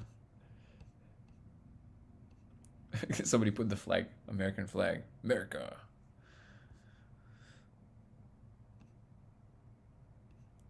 More intergenerational trauma in Russia most than anywhere else. Maybe. That might be true. German language is jealousy or anger. Whoa. Those are two weird emotions to operate on. Is this like across the board? You walk into a Starbucks and you're like immediately jealous of everybody else who got their drink and you didn't yours, and then you get angry.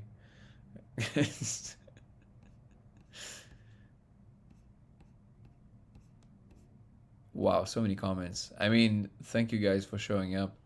That's also not true. I'm German and I lived in Germany, and the people are just, I love it. They're very blunt. They're just very blunt. Yeah, they are. No, that's I have German friends, and it's definitely that they don't understand the need for any, like, they look confused if you start embellishing things. They just look confused. They're just like, what? What? Totally. And they're always like, just, yeah, they don't they just get to the point. We don't even know how the clock was built or anything like that. Oh, something tells me that it's yeah. I have a podcast with this German content creator on the 30th, so it should be a lot of fun. Apparently, I have a lot of fans in Germany. I didn't realize this, and it's funny. So we went to shoot something with Andres Gomez. He did an event at San Francisco. He's the guy that did the Harvard lecture a few years ago, where he topologically mapped the molecule space and all that stuff. He's a mathematician, and needless to say, there were a lot of neurodivergent people there, and it was hilarious. Wait, what? Oh, wait. Is that because I said that? That's crazy. If they restricted us because I said what I just said, which is insanity, right? Like, what are you supposed to say? I don't know what something It's an restrict. actual term that psychologists use. Yeah. Anyways, TikTok is weird, but I don't know if this was it. But in any case, maybe because I said San Francisco. Um, but in any case, or maybe because we listed countries, like we said German and Indian and Chinese. TikTok is insane. No. But anyways, I just start saying I'm gonna get into so much trouble one day. I know this. That's my sense of humor. Anyways, so because now I want to do it like on purpose. So, anyways, we go to this thing, and Aaron was running around with a camera, the director of the film, and it was hilarious because he was like, "Dude, you look." You looked home. It's just like all these people are just like we're like robots. We're just like yes, actually the flux capacitor and like it's just like it's just like no emotion. It's just like all information. It was really funny. So I so vibe with that, and I feel like a lot of Germans are just naturally this way. Yes, yes, absolutely. Very blunt, and yeah, I mean, they can be emotion. They can have emotion, You but just I can't see remember, it. It's not on the yeah, surface. right. And they wait a while to show it to you because it was so funny. When I first started, when I was first living there, it was really hard to make friends. And they would always tell me, because all the Americans are full of shit. Like, you guys pretend to be best friends after one day. So we're a little different. And I end up, I still have great friends there now, but it took a while. Like, it's a while before they let you in. Yeah. No, I understand, and that's I mean it's true in all cultures that are a little bit colder, right? Like in Russian culture it's the same. It's not like Russian people don't have emotions. But it's I think it's because they've seen so much that at a certain point you just go like yeah, there was this really funny video like on a Russian show where they said we're gonna show you a clip that basically encapsulates the Russian uh, essence, and it's basically these two guys driving in the car, and in Russia you have all the dash cams. It's everywhere because there's so much corruption and so crazy things happening and on the road. So it's just a must. Everybody has a dash cam. So they're driving in the rain, and then the car slides off the road, off a cliff, into water, and literally there's no screams, there's no nothing. They're just like they just fall in the water, and the car is just floating. And one guy goes, "So we're swimming?" And the other guy goes, "Yeah, we're swimming." Have you heard about what Putin is like? You can move to. He's giving a free thing to Americans to move to Russia if you want to. Oh, that sounds like a trap. That sounds like one of these flowers that closes No, on no, the but there's people insects. that have taken it up on it, and they're videoing out there. No, I'm I don't know the No, I whole. know. Look, my dad still lives there. He lives in Moscow, so it's Yeah. just it doesn't really involve him because he's older. So he doesn't really like none of He's this saying touches him at this point. But yeah, I mean it's he's saying if you feel like you've been persecuted by the U.S. government and you want to live in a place that has old time values, and that was the whole thing, the well, whole speech, and people are taking him up on it. well. Look, the thing is that Moscow is beautiful. Like Oh yeah, it's incredible, right? yeah. But in Russia in general, there's so many beautiful places. But there's no question about that. Like all the bad things you think about Putin, they're true. They are true. So Putin is a very dangerous man. That's for sure the case. I Yeah. definitely I hear you. He's very intelligent. No, no, no, no. He is. Uh, Yeah. I get no. I I mean, get he's he's very intelligent smart for too. sure, He's but also very, it's and that's a dangerous combination. Being very, I don't want to say the word, but because I don't really believe in evil, but you know what I'm saying? Like that and very smart makes a very dangerous combination. uh he's not a regular politician. Let me tell you that. Yeah. Yeah. No, I feel that. Yeah, I yeah. feel that. Yeah. So it might look again. It's I'm not saying that people shouldn't. It's a beautiful place, but yeah the people on the I top think there's a there. little Yeah, truth yeah. to it. This is for real. This is not a joke. Um, I just thought it was kind of crazy. I'm like, who would actually do that? But people are doing it. So it's interesting. yeah, it's really funny because the second I started talking about Putin, my YouTube froze. So it's really funny. What if he's watching? Wow. Hey, Putin. Did you ever see? Did you ever see the? Did you ever see the um that video that looks so surreal? It's him playing the piano and singing "Strawberry Fields." No. Oh, YouTube Putin Strawberry Fields. This is not AI generated. This is real.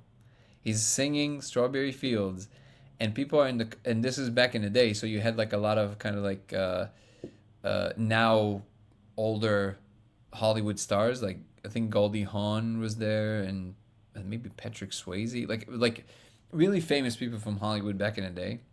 Mm-hmm. And they're just listening. But the funny thing is, if you watch the video, you'll die laughing because it looks like they're laughing, like there's guns pointed to them, like he's just playing. And it looks like a Rick and Morty episode. It doesn't even look real, but this is real. You can look it You up. must Put smile Oh yeah, Putin strawberry fields. Google it, everybody. You'll thank me. You're welcome. Um,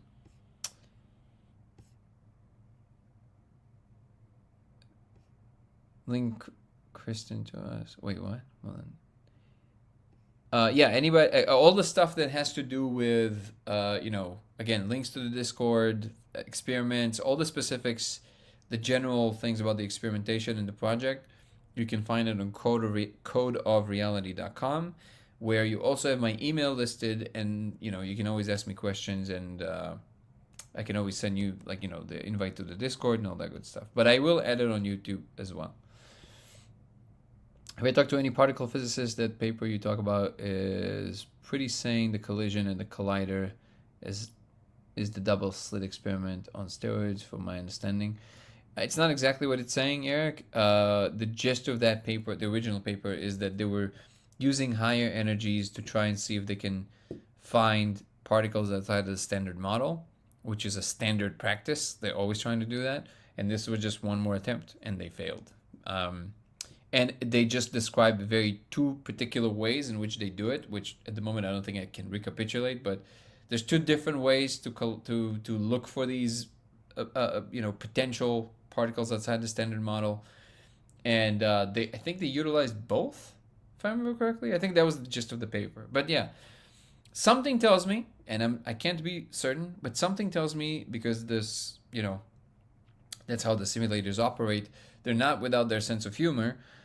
So something tells me that if we're gonna come full circle, and the answer to how to do like something big, like the next huge thing, was always in the first paper. It's just that I didn't know how to look at it correctly. So this is why part of what I'm doing now is kind of going back to all the hints and seeing if I can, now that I have all this extra information, can I now discern, is there something there? We'll see. We'll keep reporting about it.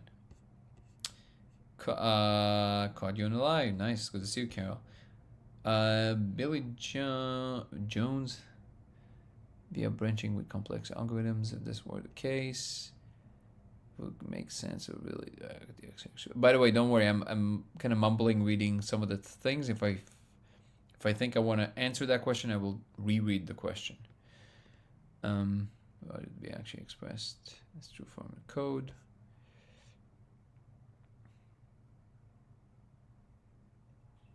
I have a question, Danny. Did you Sure. ever look at the stuff I sent you about when I plugged it into AI and told AI to imbue the spirit molecule and what it came up with? I read it the first time you sent it to me. So and then you said that you wanted my help with thinking about it in some way. I just now remembered it, to be honest. What was the thing? It got it. It got it once, because it didn't get it at first. It got like some abstract thing. And then I said, okay, pretend that you've imbued the spirit, the spirit molecule, I used the other word, and then look at it. And it was like, it interpreted characters.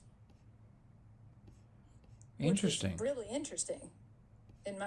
For me, go back. I'll send you the screenshots again, because it was mind blowing. I literally told AI to smoke it. Wow. Yeah, and it was pretty crazy. Wow. Okay. Well, yeah, we definitely. Can you resend it to me? Yeah. Okay. Yeah. Thank you so much.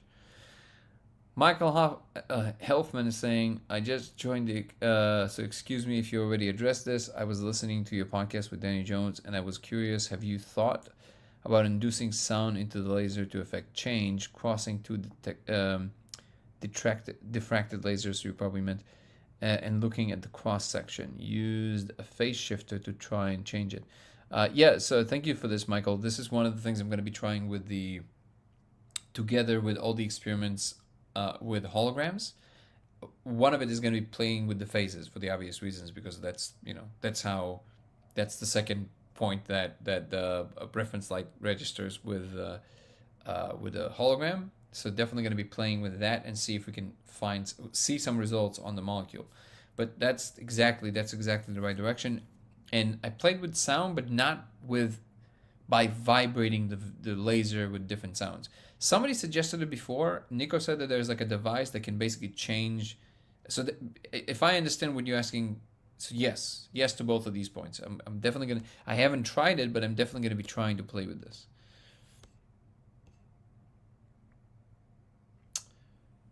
Have you tried, Danny, vibrating certain Hebrew words What would that with the do? logo? Um, I'm not sure, but if you, because of the sacred geometry, you know, like if you say Aleph, and then they've done the studies where they have the sand and it'll create sacred geometry structures.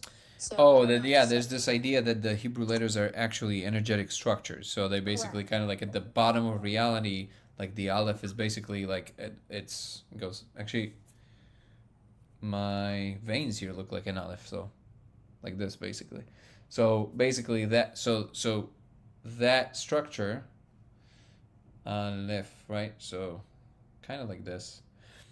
It's like an energetic streams that are going in particular directions, and then all the letters in the alphabet are basically that. Have I tried to vibrate them? No, I haven't. I haven't. Do me a favor and try that, because In what way would you like? What do you mean by that? Like, how would I, like? just while you're looking at the laser with the molecule, Uh huh. vibrating certain Hebrew letters or sounds in Hebrew, because um, I've been No, no, I'm studying. not. I'm not following the logic of what that means. So, like, where are the letters written? Like on a paper? Like, Well, what no, is? no, like you're saying them to the laser, Oh, right? oh, Yeah. you mean like ah, left, like that? Yes. Yes. Hmm. Okay. I don't know.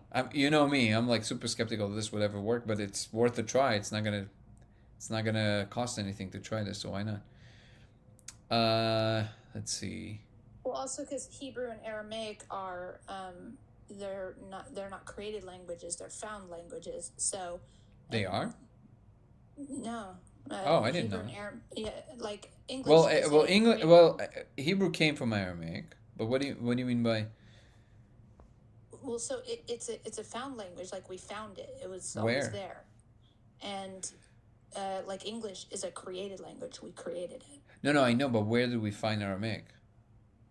We didn't. It was. I mean, it was always there. That's the thing. It's like we don't know. So that's what it's what they call a found language. Like it was found through history book or through the books and passed on through time. They don't know where it came from. That's the point. But so the implication is nobody developed it? Uh, some people believe that it's what was speaking the universe into existence. Oh, interesting. No, I never heard of this before. It's not a found language. It's inaccurate. Well, I don't even know what that means. Somebody's saying they don't think it's accurate, but I don't. I honestly don't understand what that means. So, like, if you like, all languages are eventually symbolic representations of human mouths. So, what is the? I feel like I'm missing something. Well, Hebrew and Aramaic, just the way that I understand it, were found over time, or like they were What found, does that mean? discovered, written. Found means somewhere, right? What, in a Yes, cave? like Like, what is found? written in books, and they don't know like But the books where were it came. written by They don't know somebody in the where it past. originated from, right? But like English was created through time with just putting things together, but they don't really know where those two languages came from. So I still don't understand the logic. So like, so Hebrew was revived, right? So Hebrew was dormant for Okay. many hundreds of years, and it Right. was used back Okay. in the past, and then basically they revived it, right? So Right. now with English, it just arose from Latin, Right. as Which other means languages. so it was created. Yeah. Yeah, yeah, but what makes you think that originally, at the use of Aramaic and Hebrew, they were not also created and evolved just like any other language? Like, what is the justification for that thought? It's just a theory, and because Oh, of got it. what So I somebody's see. theorizing it, but if they Yeah. have a theory, shouldn't aren't they in a position of showing why they think this? And I think they have, but I can't remember exactly, and I don't want to word it Oh, incorrectly got right it, got it. now. Okay, But so yeah, something to look but into. but I just intuitively have some. I don't know. It just popped up for me that I wonder if you do that, since it does create those sacred geometry structures when they vibrate it over sand and things like that. That it makes those structures. Like English does not do that. I'm not following the logic, but okay, we can table this. I can look into this and then tell you what I think. I can look at whomever is claiming this, because it sounds like a baseless claim to me, like just from what you're describing. But I'm I can read about it and see what the claim actually is. Yeah, I'm probably not explaining it well, but it was just, I don't know, it made sense to me when I read it at the time. And I've noticed, like, when I'm speaking, because I've been speaking some of the Anabakosh prayer and stuff, I can feel things vibrating in my body, and that doesn't happen any other time. So it's just a different kind of thing. So I was wondering what would happen with the laser, because I know we haven't been able to find sound changes it at all. It was just, just a Okay. thought. Okay. No, I understand. I'm trying to follow the thought. And also to your question,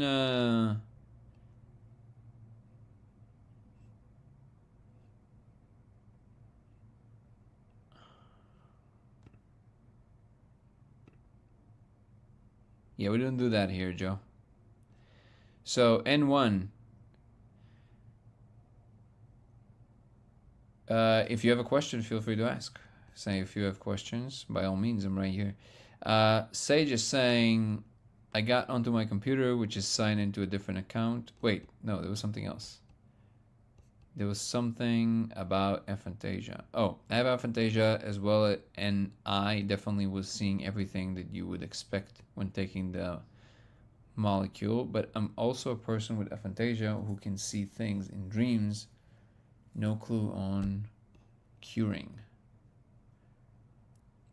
Wait, so you're saying that you do see things in dreams. So aphantasia is defined as that you can't actually visualize things, right? And there's degrees of this. As far as I understand, I have that too. But you're saying you can see things in dreams, and you can see all the things in the molecule, which I think honestly, it's one of these proofs that that thing is real, because people with aphantasia can't imagine. So yeah, I would say that that's definitely there.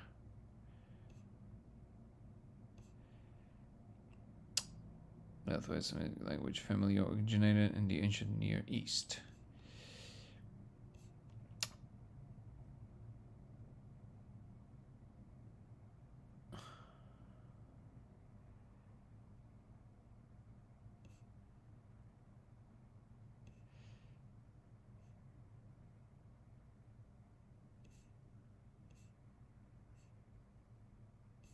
From Britain, okay. Language of any connection, sacred geometry would be ancient.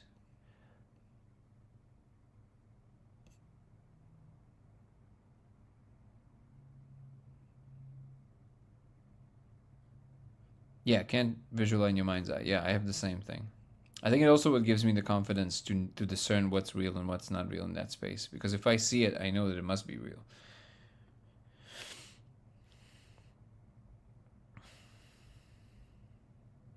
Somebody's saying, if any language is any connected to a sacred geometry, it's ancient Greek. Every letter is ancient Greek, derived from the geometry of a circle.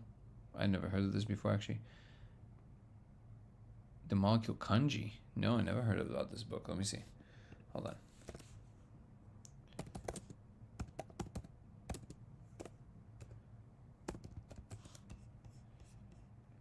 Interesting. Ooh. Okay, that's interesting.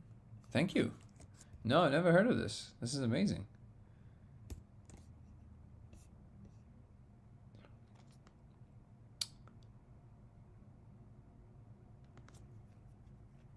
I wonder what would happen if you sat back from the laser way, looked through the binoculars. Yeah, that's one way to play with it for sure.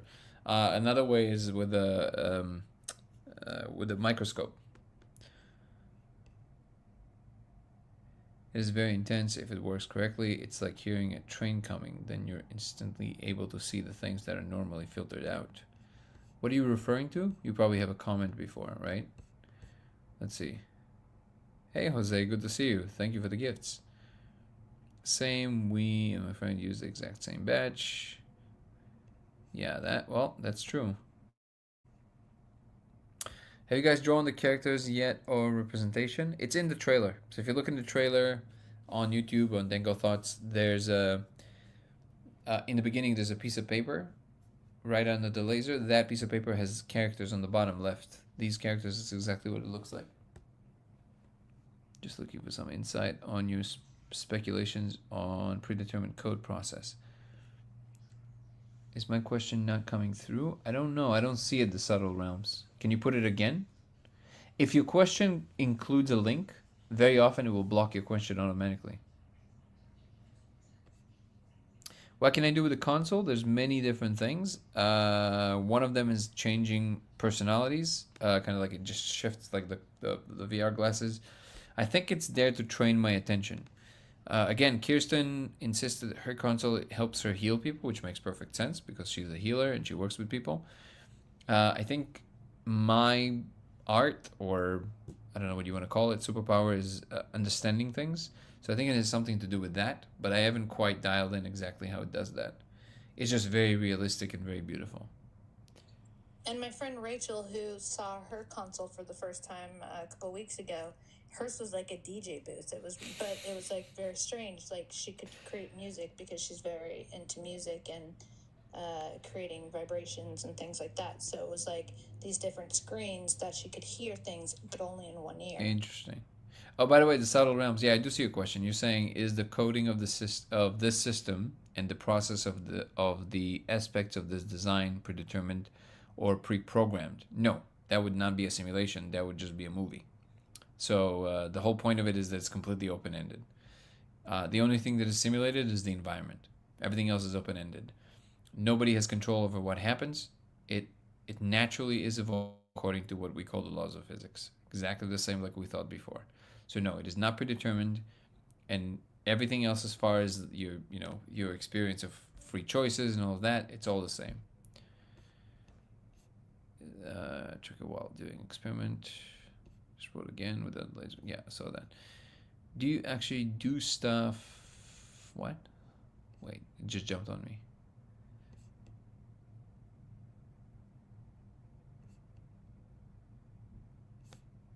It just disappeared on me. I don't know what it is. Oh, do you actually do stuff on the console? Yeah, sometimes. Again, the console is a lot to break down. I'm working on a new video that's going to be talking about the console more with better graphics and everything. So I'm just going to reserve it for that video. I had 10 purple arms when I was in the molecule. That sounds amazing. This girl smoking something much better than the Sounds molecule. like Kali, you know? Yeah. Somebody. Kali with arms, all the arms. That's amazing. Somebody commented, "This girl is smoking something way better than the molecule." I'm super interested in trying out the molecule, but how do you know what you're getting is real? Like, how can you make sure you're getting something that is real and safe? You don't. Make it yourself. That, but even then, I mean, when you enter the space, there's no guarantees of any kind. That's why I always say it's not for everybody. Yeah, and get a facilitator. Yeah, that can walk you that's a through. good idea. Spoken through. Do you see my question about reality being a learned algorithm? It spans like 4 to 5 messages due to size limit. I will have to go and search through them, Bill Jones. I'm gonna try and go. Thank you so much, Nico. I'll try and do a quick run. If I can't see them, please just email me, and I will respond to your email. And then I can also talk about it live later. The website that you see listed on the screen, use that on the website. Big block letters, you don't have to search. You have my email, just email me. Let's see if I can see Bill. Oh, thank you so much for the donation, Mina. I appreciate you. Extreme Lightning. Can't wait to see what's come up. Thank you so much. Well, I feel obligated to read your comment, even though it's very self-serving, because it's just a compliment to me. Your insights have been extremely enlightening. I can't wait to see what's to come and learn more from you. I appreciate it, Mina. Thank you so much. It means a lot. And thank you so much for the donation. It's very generous of you. The Subtle Realms is saying, when I smoked the molecule 10 years ago, I saw a black void with the red neon light grid stretching out before me, and there was a large being behind me that I could not see that seemed to be nudging me forward. I see some people's lasers are thicker than others. It's not about size, come on. Is there any way to make a big square of laser like so we can see more of the code and try to copy it? Also, are the letters 2D or 3D? 3D. And yes, we're working on trying to come up with a bigger grid. That's one of the things we're going to be working on. We're all here for this. Thank you so much, Melanie. I appreciate it. Okay, let me see if I can see the other comments. Make it yourself or go to a retreat. Yeah, I agree. Fun dream where codes. So we will be, yeah, this is something that will be coming up next year. I will be announcing it. We're going to be doing another retreat. We did one last year. We're going to do one next year. And I'm definitely going to announce it. And obviously in the beginning, you know, these things take a lot of preparation, a lot of work to prepare. So they're not going to be the cheapest. But eventually we're going to be working towards creating an environment that will allow to also allocate some of the funds to help people that can't afford it to come as well. And we'll figure out a system to do this. So we'll definitely be announcing this when it comes. Yeah, the last retreat was phenomenal. I mean, it's so... I agree. And Kirsten was a part of it. It was really wonderful. Okay, Bill Jones. I'm going to try and see, brother, if I can see your comments real quick. If not, just email me, please.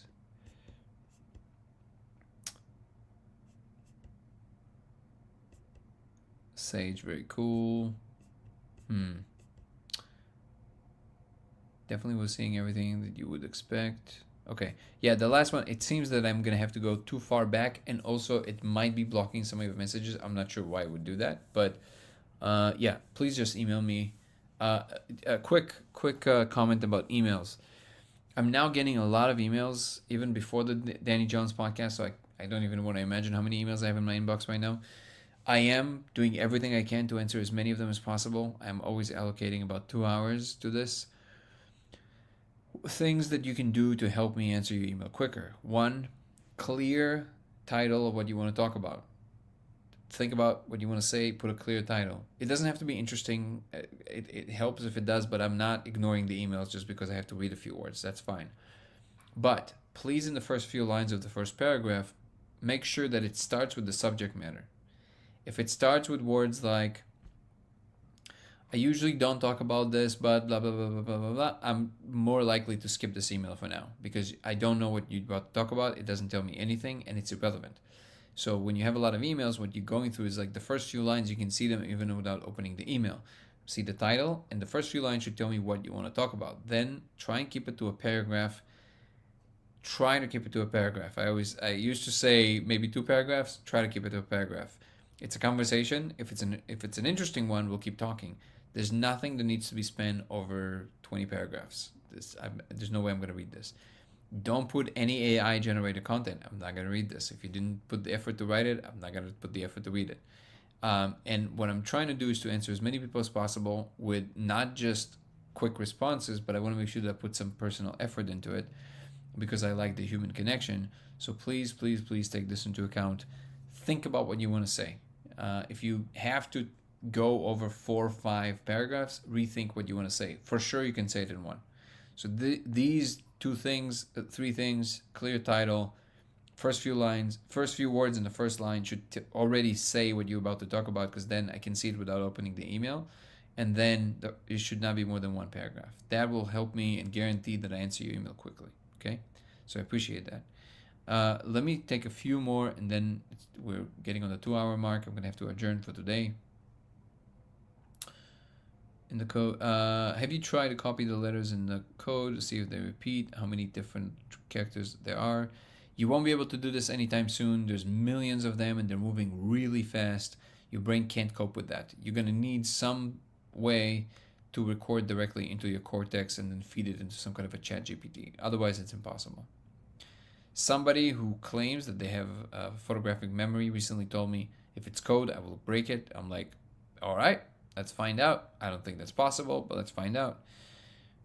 What font do I think it is? I have no idea. I don't even know what language that is. Wait, what are we saying here? Lauren is saying 100% is a bit of a stretch. I often feel I know nothing, always learning. Understanding his lucid dreams and have seen portraits. Okay, so there's a lot of comments I see on. Oh, Nathan, good to see you. Okay, apologies to all the comments that I don't get to today, but tomorrow is a new day and we'll be here. So thank you again, everybody, for joining. Thank you so much for helping building this incredible, positive community. If you want to follow me across platforms, it will be Danny Goller on TikTok and Instagram, Goller Danny on X, LaserX83 on Twitch, and Dango Thoughts on YouTube. DANGO Thoughts. The website for all the information is codeofreality.com, which also lists my email. I've also recently added my members program on YouTube, which will give you also access to personal Zoom calls with me for the group, for the members group. And it will contain also extra content that doesn't exist anywhere else across my platforms about my personal life, as well as early access to all the videos that I'm releasing, like the one that I just released with Chase Hughes that only members at the moment can watch. Fascinating conversation. He used to teach interrogation in the CIA. He's a body language world's #1 voted body language expert. He does with Dr. Phil about analyzing people, and he reached out because of the trailer. We met, and this conversation that you will see there was recorded right before I showed him the experiment, and I will also be releasing his reactions to the experiment. So all of that is available on the members channel, but the truth is that you helping me focus on the project more in full time. So I appreciate all new members. Thank you so much for all the people that already joined. Today we had the first members Zoom conversation. It was wonderful. It was amazing, very cozy, and I was happy to see everybody and understand who they are and engage in person. And if you guys have any suggestions, even if you're not members, I'm always open to them. If you have ideas as to what will make the members program more attractive, I'm always down to make that happen. And also, a lot of new content is coming out. I'm working on all of it, and very soon I believe the channel will reach its next stage of evolution, and very excited about this. Email for Discord. Yes, email for Discord requests. I will also put everything on YouTube, so I'm definitely going to do this. Thank you so much, everybody, for joining. I deeply appreciate everyone here. Thank you, Danny Jones, for creating such a wonderful experience for me to talk about the discovery. Thank you, Aaron Venden, who's the director of the film. I can't thank him enough. Aaron, you're amazing if you're still here. Incredible. I mean, you blow my mind every time. His work ethics, attention to details, just in general, he's a master of the visual medium. I'm so happy that we're doing this together, and great things to come. We're going to create an amazing film for everybody to enjoy. All right, everybody. Thank you so much. See you tomorrow. Peace and love. Ciao. Bye, guys. Bye, Kirsten. Thank you, everybody. Good night.